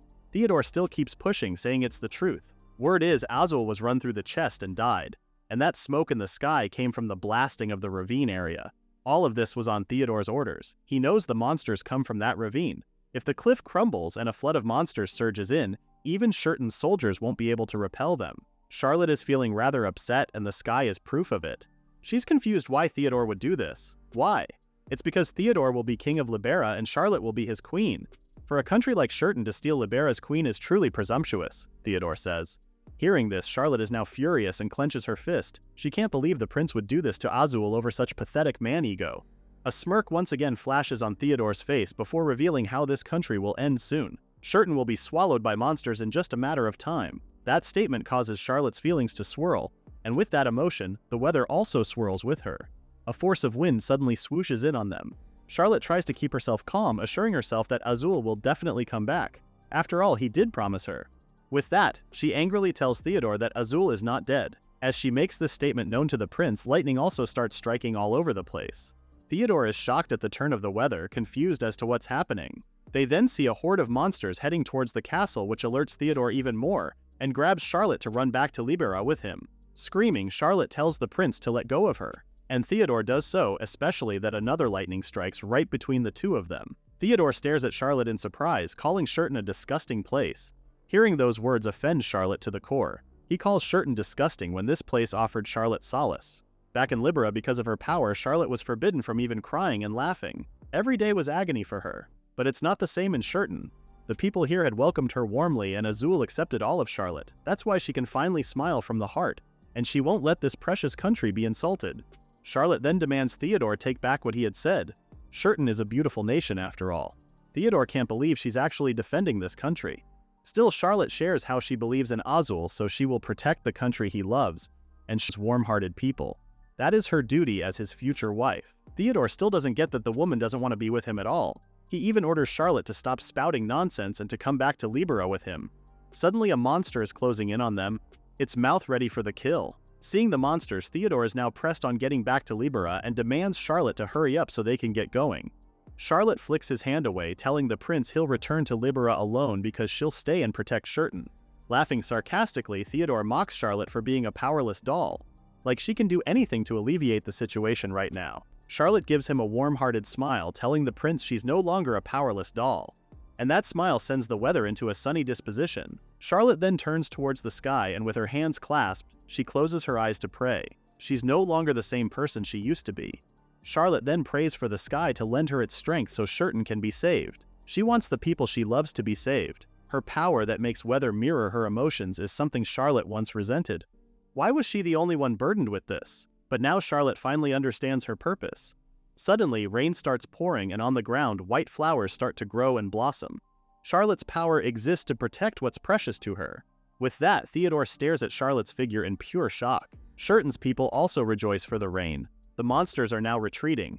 They even see Charlotte atop the cliff praying.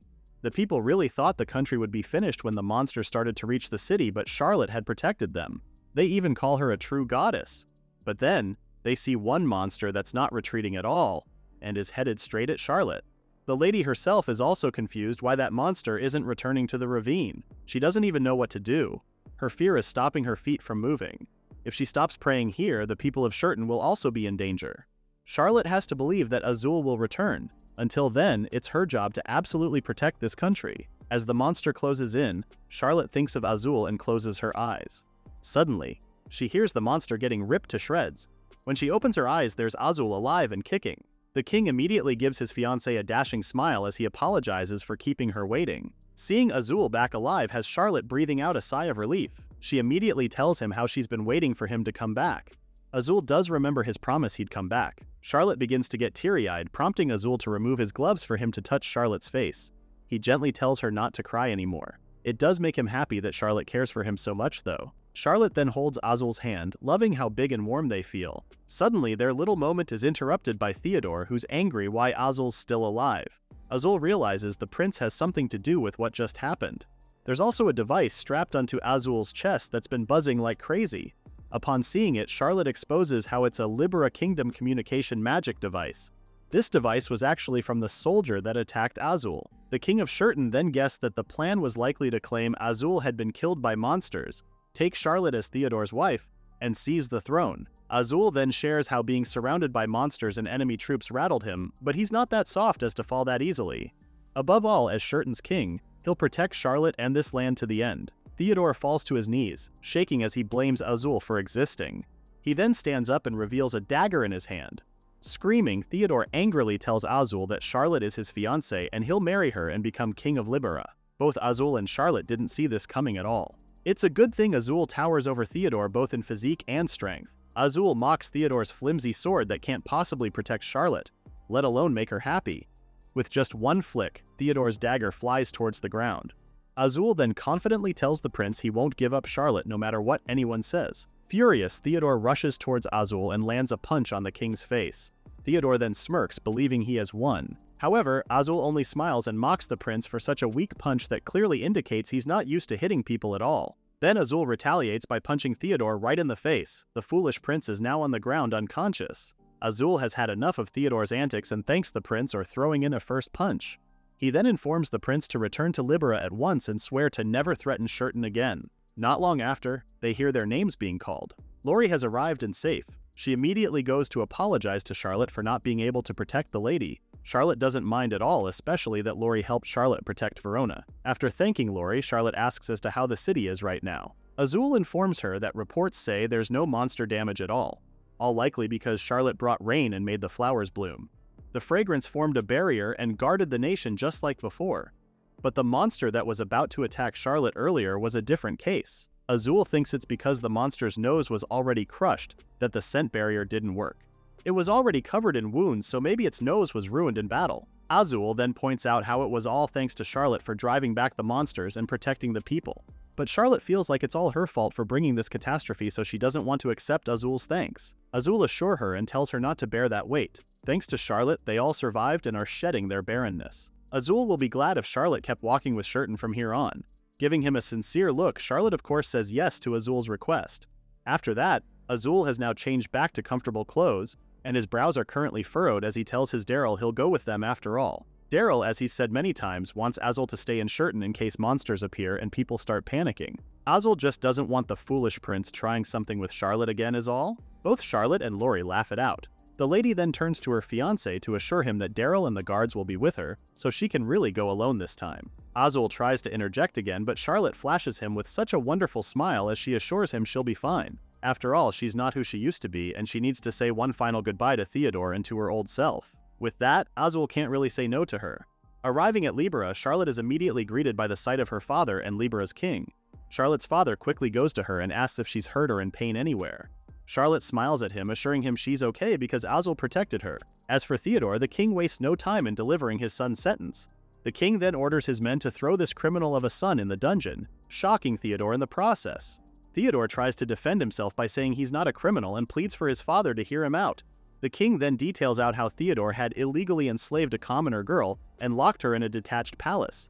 Then he even tried to assassinate the king of an allied nation. With that, the king disowns Theodore as his son. Theodore's political marriage has also been cancelled and he will never again claim royal status. As the king orders the guards to take Theodore away, the disowned prince yells and squirms, even asking Charlotte to help him. He then tries to guilt-trip her by saying he only did what he did because he missed her. Charlotte can't even bear to look at Theodore in the eye. Suddenly, Theodore thrashes and gets away from the guards. He immediately rushes towards Charlotte, asking if she still loves him. Daryl puts his hand over to protect Charlotte from this crazy dude. With that, Theodore mocks the lady for having the audacity to watch the man she loves suffer like this. Charlotte doesn't say anything. She doesn't know why Theodore is saying this even now. Charlotte knows she needs to put a proper end to this. As she steps forward, hope brews in Theodore's heart. He thinks this is a sign that Charlotte does love him after all. However, Charlotte tells him that the only one she loves is Azul.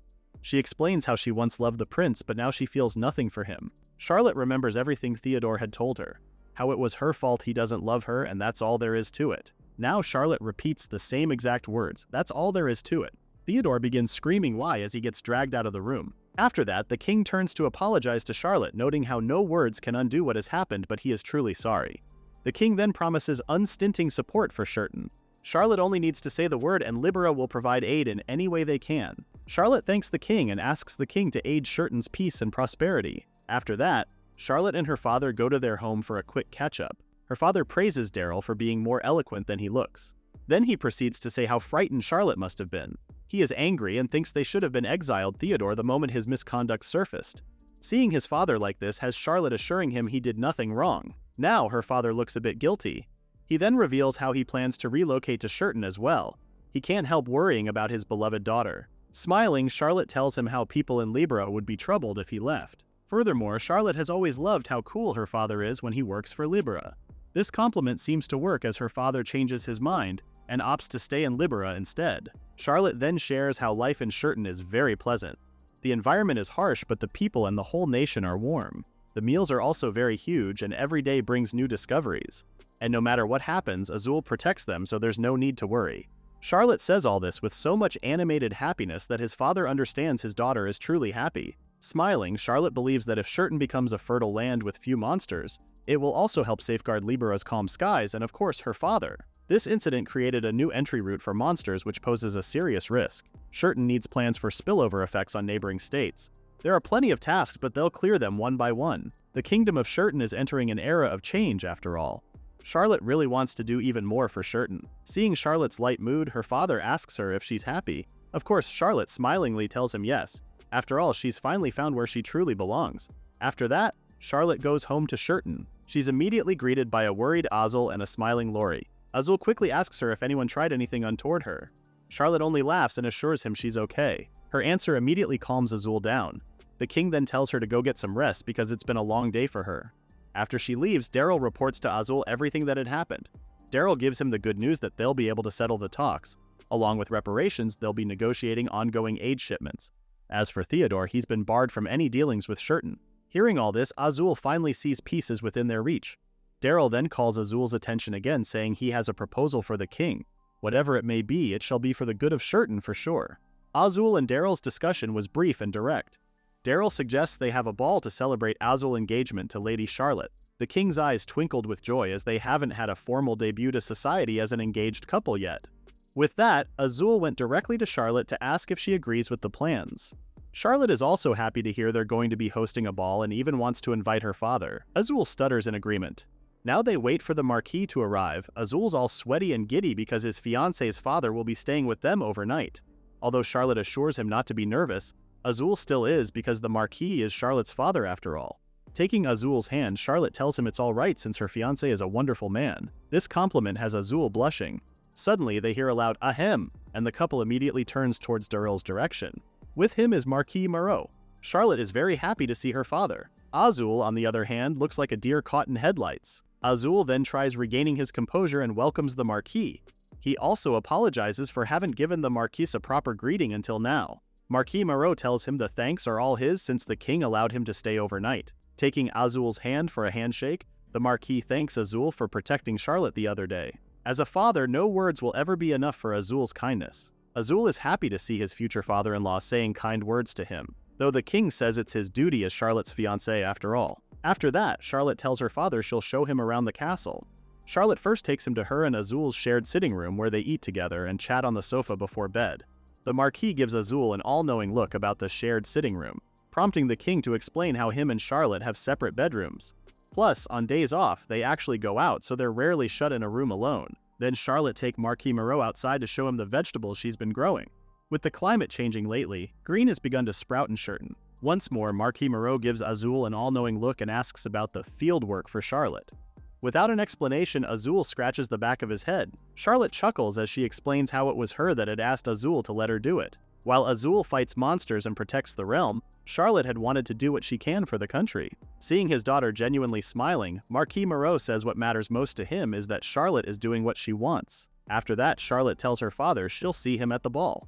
Looking at his daughter's retreating figure, Marquis Moreau can't help but reminisce the days when Charlotte was a young child. How long has it been since he saw Charlotte smile like that? Marquis Moreau had once asked his daughter not to force her feelings down. He even told her they can move somewhere easier for her to live. However, a smiling Charlotte had assured him she was okay and that Libera needed the Marquis, and as Theodore's then fiancé, Charlotte wanted to face her power, just like her mother did. So when Charlotte had come home looking like the heavens and the earth had fallen unto her, Marquis was worried, especially when she had asked to marry into the barren lands because she's tired of suppressing her feelings. Hearing that, Marquis Moreau realized Charlotte must have suffered far more than he'd imagined. From that day, Marquis Moreau vowed to grant his daughter anything she wished for. The Marquis heard Shurton's barren land was a harsh place, so he constantly worried if Charlotte was well, and if she was lonely. The day of the ball finally arrived and everyone waited expectantly for Azul and Charlotte to make their entrance. As soon as Marquis Moreau saw the couple with his own eyes, those worries and fears banished into thin air. The couple then make their way to the Marquis, who gives them a compliment, telling them they both looked wonderful. Charlotte then shares how her and Azul actually practiced their dance for the ball, so she hopes Marquis Moreau will watch them. After Azul asks his fiancé to start the dance, the Marquis then asks the king if he won't escort Charlotte. Azul stutters an apology while Charlotte only chuckles.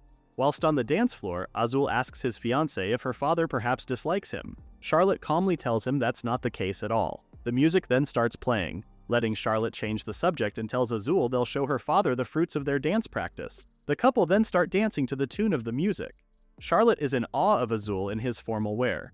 To her, he looks even better than she had imagined and somehow a little more alluring. Her stare doesn't go unnoticed because Azul tells her not to do so. Charlotte quickly averts her eyes downwards as she apologizes. It's not her fault her fiancé looks too good right now. This moment right now also reminds Azul of the first time he saw her. He thought Charlotte lived in a different world from the likes of him, and now dancing with Charlotte feels like a dream. With a smile on her face, Charlotte expresses how happy she is as well.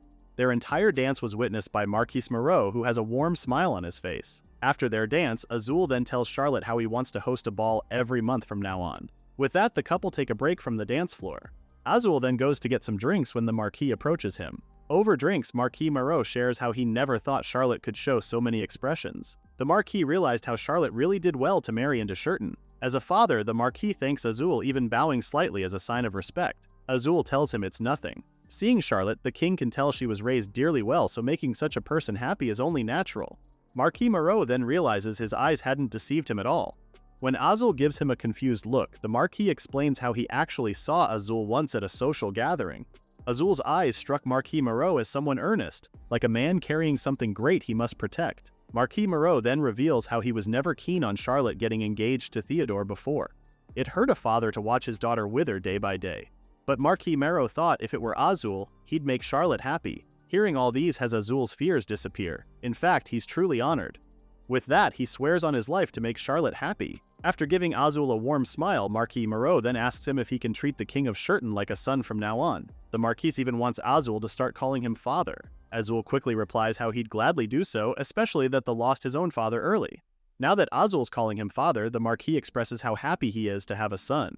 Then, Marquis Moreau makes a father's request and asks if Azul can allow him to support the kingdom of Shurton personally. Azul quickly tells him he can't accept special aid from the Marquis in private. Clenching his fist, Marquis Moreau shares how Charlotte is too precious. Taking after her mother, Charlotte suits cute dresses and fine furnishings. At the mention of this, Azul definitely agrees and would like to chip in as well. It's not just the Marquis who wants to see Charlotte smile, but also Azul. With that, the newly blessed father-son make a pact for Charlotte. The next day, as they're walking, Charlotte shares how her father looked so happy. Azul's glad to hear the Marquis had taken a liking to Shurton. It's been so long since they hosted a guest too. Changing the subject, Azul takes notice on the courtyard's lushness. It's gotten so green it almost feels unreal. Charlotte can't help but agree. She even wants to grow even more and make a Shurton specialty. Thinking about it, Azul remembers the trade abroad to which Daryl had said their tort was a hit in the market.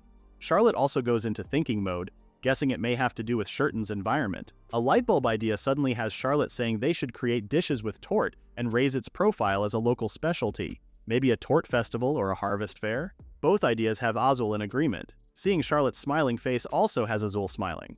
The king also notices the cute flowers Charlotte had planted. As he touches them, he tells her how veggies are nice, but flowers like these suit Charlotte best. Charlotte actually planted them because she thought they'd make Azul happy. When Azul mutters a confused response, an oblivious Charlotte explains she had assumed Azul liked cute things. That's when Azul reveals it's not that he likes cute things, but it's that they suit Charlotte. The two then fall into a cute silence before Charlotte apologizes for not knowing him well enough even though they're engaged. She wants to get to know more about Azul. Seeing Charlotte's cute face has Azul turning away as he says he might get conceited and thinks she likes him. Charlotte doesn't even deny it. Looking at Azul with earnest eyes, Charlotte tells him it's not conceited at all. Azul can't help but cover his blushing face before grabbing Charlotte for a hug. Her cuteness is just a crime. These two obviously can't wait to be married. That night, Charlotte thinks of her fiancé. At first, he felt like the perfect, composed adult, but as the days pass, he seems more adorable. Charlotte can't wait to be able to fall asleep together with him soon. That thought has Charlotte's face turning red, calling the thought shameless. The next day, Charlotte brings up the idea of reviving the rite her and Azul had read about before, where a maiden begs for rain and prays to drive off monsters. Charlotte offers prayers every day now, but she also knows she's only human and won't live forever. The text said that after the maiden was gone, turmoil rose, faith withered, and Shurton became a barren land. To avoid repeating that, Charlotte suggests they restore the rite so people can hold on to hope even after she's gone. They all need to unite everyone's hearts. Hearing Charlotte's plan, the king thanks her for thinking so much for their realm. He also agrees with restoring the rite again. This time, they'll do it together. With that, they go to the library again to research about the rite. It says the maiden went to the edge of the ravine to offer prayers. It wasn't a lively festival, but a solitary act which would put Charlotte at risk in monster attacks. To make things safer, Charlotte suggests they hold it in the square instead. The lady wants the citizens to pray too and use this as a chance to make it a festival. A new festival in Shurton would mean the nation flourishes and improving Shurton's prosperity. This could also draw visitors from abroad. The next on their list is procuring the altar and offerings, but according to Azul, these are hard to obtain nowadays. While thinking, Lori remembers a caravan is in town today. They might actually find some treasures for the rite. So the three quickly head out to where the caravan is parked. Azul praised the stuff they have, especially the antiques. Since there are fewer monsters, traveling merchants have been visiting the region more often. Suddenly, a voice chimes in and asks them for what they're looking for. As Charlotte turns around, she's surprised it's Verona who expresses how glad she is to see the lady well. When Azul asks if Charlotte knows her, it's Verona who shares how she's the one whose life the lady saved. Bowing her head slightly, Verona gives her a sincere thank you. After that, Verona has been wandering the streets until this caravan took her in. Now Verona travels from place to place with them. A smile forms on Charlotte's face, expressing how happy she is to see Verona again. After that, Charlotte explains why they're really here and gives Verona a list of items they need for a rite that are hard to procure. Hearing this, Verona asks to leave it to them since they stock specialties from all over the world. Verona takes out a flower crown for Charlotte's outfit, which Azul quickly approves of. Then she takes out a beautiful candle holder for the altar. Seeing Verona at work, Charlotte can't help but comment on how more full of life she looks than before. That comment has Verona happy as well. After that, Charlotte tells her they'll take the stuff now. Verona then tells her it's on the house, which Charlotte says she can't accept. Taking both of Charlotte's hands, Verona tells her how she owes the lady a debt she can't repay in a lifetime. So even if Charlotte refuses, Verona will continue to offer her assistance. A warm smile forms on Charlotte's face before she thanks Verona for her kindness. Now that Charlotte has accepted her gifts, Verona's joy is over the moon. She'll gladly get whatever the lady needs anytime. After that, Verona happily waves them goodbye. They've mostly got most of it now, so next up is costumes. With that, they go back to Shurton Castle and go straight to the wardrobe room where Charlotte is fitting her gown. But as soon as Azul takes his eyes on Charlotte's gown, he immediately sees the low neckline and exposed back. Azul quickly blushes and gets his coat. He's not a fan of the daring neckline. Although he's thrilled to see Charlotte in a beautiful outfit, Azul doesn't want anyone else seeing. Azul realized his words and tries to explain himself, saying a more solemn dress would be best for a rite. Charlotte looks at her fiancé and innocently asks if he dislikes dresses too. Blushing, Azul stutters as he tries to deny this. Finally, Lori can't hold back anymore and bursts out laughing. It's actually a dress with foreign trends, explaining why it's a bit daring. Hearing this, Azul's brows furrow as he scolds Lori for the dress. Too daring is an understatement. He wants more ruffles added to the neckline at once. Despite the daring neckline, Azul still thinks both the dress and Charlotte are very beautiful. Hearing this has Charlotte's heart skipping a beat, prompting her to ask Azul to stop making comments that make her heart race without realizing it. The two engage in a cute banter that has Lori and the attendants looking at each other with all-knowing looks. The couple doesn't even realize that everyone's been watching them. Charlotte then shares to her fiancé how every time Azul says something cute, it does something to her. Azul then banters how Charlotte also doesn't know how he feels whenever she says things that make his heart skip. Lori then gets in between the two, commenting how lovely the couple is getting along well. But right now, they have to save the flirting for later because they need to keep the preparations rolling. Both Azul and Charlotte defend themselves at the same time, saying they're not flirting at all. Sure, even the attendants don't believe you two. The day of the rite finally arrives and everything is in order at the town square where people have gathered. Not long after, Charlotte comes out looking as radiant as ever. Seeing her, Azul notices his fiancé is looking nervous. And she is. Azul gives her a comforting smile before telling her he's just right beside her. With that, the two step forward to begin Shurton's new rite. The people are mesmerized with how beautiful Charlotte looks right now. The lady then thanks everyone for gathering before explaining what today is for. In this rite, they'll give thanks to the heavens and pray for Shurton's prosperity. With that, Charlotte asks everyone to pray with her. Everyone heeds the lady's request. To Charlotte, this isn't just a prayer. Through prayer, everyone shares the will to better their nation and strengthen their unity. Strong intent becomes great power when hardships arise. Charlotte prays for the kingdom of Shurton to become a land of prosperity, and may peace endure all over for the happiness of the people and their realm. The lady then ends her praying by asking the heavens to lend them their strength. Soon, raindrops start splattering.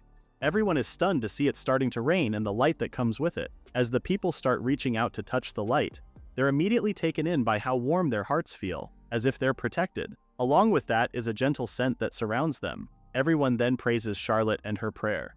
They begin chanting her name. Long live the kingdom of Shurton indeed.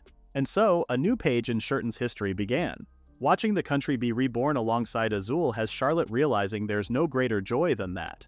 After the rite, Charlotte is in her bedroom, getting her hair brushed by Lori, who compliments her for looking especially beautiful earlier. As Lori continues brushing Charlotte's hair, the lady then asks if she can pick Lori's clothes next time. Although Charlotte loves Lori's usual gallant looks, she feels like cute outfits could suit Lori too.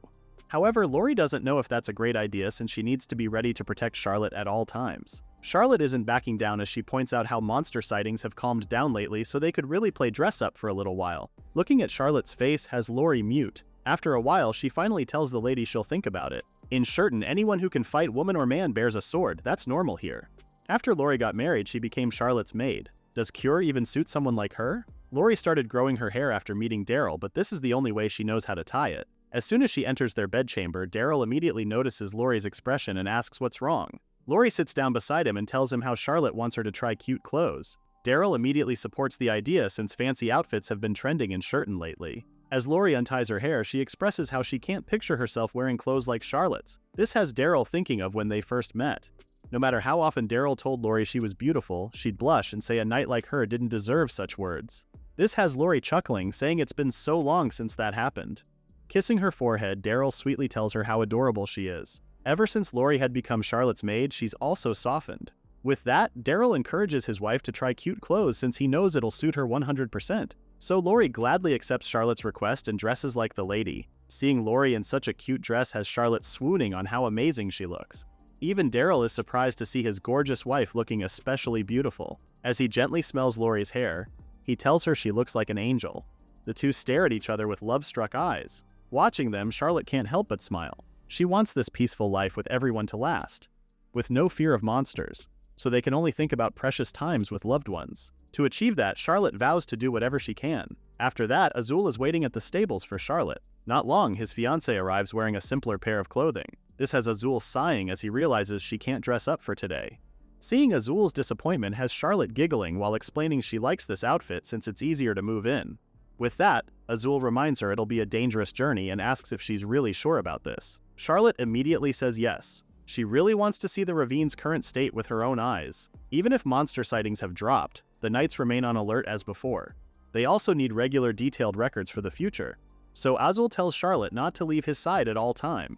Charlotte agrees, promising not to do so. As soon as they venture out for the ravine, Charlotte immediately sees the spreading grasslands. Azul chimes in saying bit by bit it's really turning lush with green.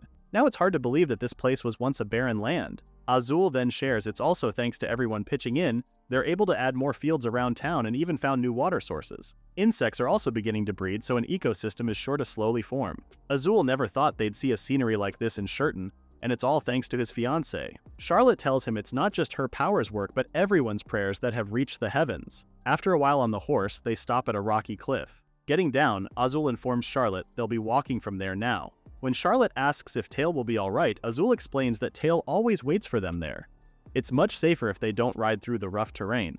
With that, Azul and the other soldiers draw up their swords, staying alert for any possible monster attacks. Azul leads their way, asking Charlotte to stay as close to him as possible. They continue their walk, and after a while, Azul sees their destination up ahead. This is the first time Charlotte sees the light wall that keeps the monsters away. Charlotte is also curious what the wall is. Azul explains they don't know as well since it appeared out of nowhere days ago during battle and started blocking the monsters.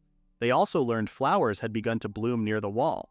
Though the wall doesn't really cover the area without flowers, so as the reports say, monsters still show up in that area. Charlotte then asks if it's safe to touch the light wall, to which Azul firmly says yes. With one finger, Charlotte slowly touches the wall. Suddenly, a burst of light surprises her. Flowers begin to bloom again.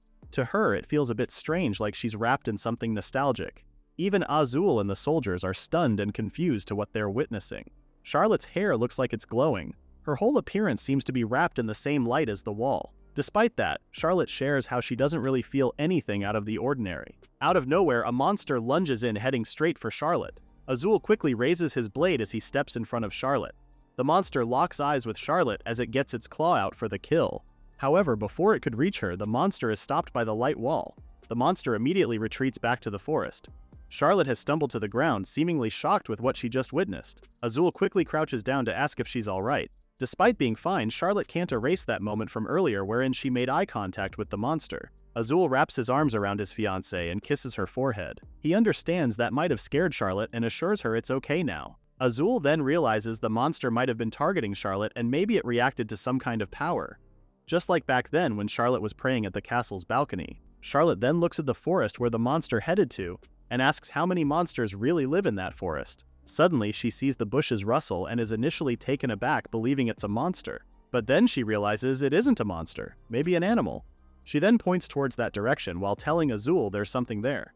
Thinking it might be another monster, Azul quickly unsheathes his sword. However, they couldn't see anything at all. Charlotte then tells him something was there, but judging from its size, it didn't look like a monster. Azul believes it wasn't a monster as well. If it was, it would have attacked them. He then shares that no one's ever gone beyond this point and nobody knows what kind of creatures live out there. Hearing this, Charlotte can't help but get curious with what exactly are these monsters and why do they even exist in that forest. Azul himself can't answer the question since he doesn't know as well. He doesn't even know why they attack people or what happens inside the forest. The monsters have always been there, but there's still so much they don't understand. Monsters' existence, the strange wall of light, the creature earlier. Could any of these be connected to Charlotte's power? There's still so many things they don't understand. For now, they'll just continue the survey, and if more monsters show up, they'll head straight back to the castle. The forest and the light wall where the flowers grow, whether the soil changes by location. These records might help them someday. Maybe it's just for Charlotte's peace of mind, but Shurton is her home now, a home she wants to protect. As soon as they get back home, Daryl immediately greets them and asks to talk to Azul for a moment. After informing Charlotte of the urgent meeting, Azul and Daryl leave the women. Lori then asks Charlotte about the date, to which the lady blushingly asks not to tease her like so. Charlotte then hopes she didn't steal time Azul needed for work. Lori assures her that it's just Shurton's been changing, so Azul's been busy lately. If anything, Charlotte should think of it as Azul's reward. Charlotte's confused with Lori's reward. Lori explains Azul's reward is getting time to be able to be with the adorable Charlotte. Being with her surely blows all his fatigue away. And once the official marriage is set, they'll be together even more. Charlotte is visibly taken away with the mention of marriage. After the recent monster attack, both the kingdom and Azul have been too occupied with reviewing defenses and preparing for potential human attacks. But once everything is settled, Charlotte wants the both of them to marry soon. Meanwhile, Daryl is informing Azul about the Emperor of Lagivia who's coming to Shurton. Daryl says he's officially on a goodwill visit, but he's positive the Emperor must have heard about their current situation. Azul realizes this must be Lagivia's way of getting information. The Lagivia Empire is an allied nation like Libera that supports Shurton the most. The current Star Emperor Rex was born the third prince, but after the former emperor and his older brothers died in quick succession, he took the throne. With that, Daryl urges Azul to consider formalizing his marriage with Charlotte soon. He knows Charlotte's power is tempting to the other nations too. Yes, Daryl as well as Lori already knows. There was a day that Charlotte asked them to watch as she prayed for it to rain. Daryl was also shocked when he first saw it with his own eyes. Azul can't give Daryl a definite answer, prompting Daryl to ask the king why he looked rather distressed. Daryl thinks the marriage would shield and protect Charlotte from potential harm that comes with Lagivia's visit. Despite knowing this, Azul is still afraid of tying Charlotte down to this kingdom. Charlotte is still a 17-year-old girl who stifled her feelings and lived for Libera until now. She finally learned to smile from the heart. The last thing Azul wants is to force her to sacrifice that for another kingdom again. For now, Azul asks his brother to let him watch for the right time for a little while longer. They just need to deal with the Lagivia matter first. Daryl agrees, understanding where Azul is coming from. Daryl also apologizes if he sounded accusatory earlier. Azul also apologizes for having his brother worry over this matter. With that, Daryl takes his leave. The king is now alone with his thoughts. Azul had once crossed paths with the Emperor of Lagivia when his parents were still alive. Rex was skilled with a blade and sparring with him was a blast. Azul now wonders how he's grown now. On the other hand, at the Empire of Lagivia, Rex is being informed of Shurton's barren lands turning lush now. He's also heard about the spat the nation had with Libera. Rex's informant confirms this and also adds how the issue has been kept under wraps. According to rumors, the Prince of Libera had caused the incident and is now disinherited and locked away. Both this incident and Shurton's prosperity seem to be connected to Libera's Lady Charlotte Moreau, who's now engaged to Shurton's king. The informant then adds that King Azul is said to be besotted with Charlotte now. Hearing this, Rex can't believe Azul had fallen into the traps of a low-born creature like Charlotte. To him, women are flies that keep swarming even after you shoo them. Standing up, Rex believes the woman might be of some use to them, so he wants his men to probe the Libera kingdom. Kidnapping a servant who served Prince Theodore and squeezing the truth out of them could be the right trick. The informant is taken aback with this demand, tries reasoning out with Rex. The Emperor's mood immediately turns foul, warning the man not to talk back again and to use whatever means necessary to get the information. The man bows slightly as he heeds the Emperor's command. After they leave, Rex plucks the flowers from a vase as he utters Azul's name. Rex looks forward to meeting Azul once again. Cue in suspense music.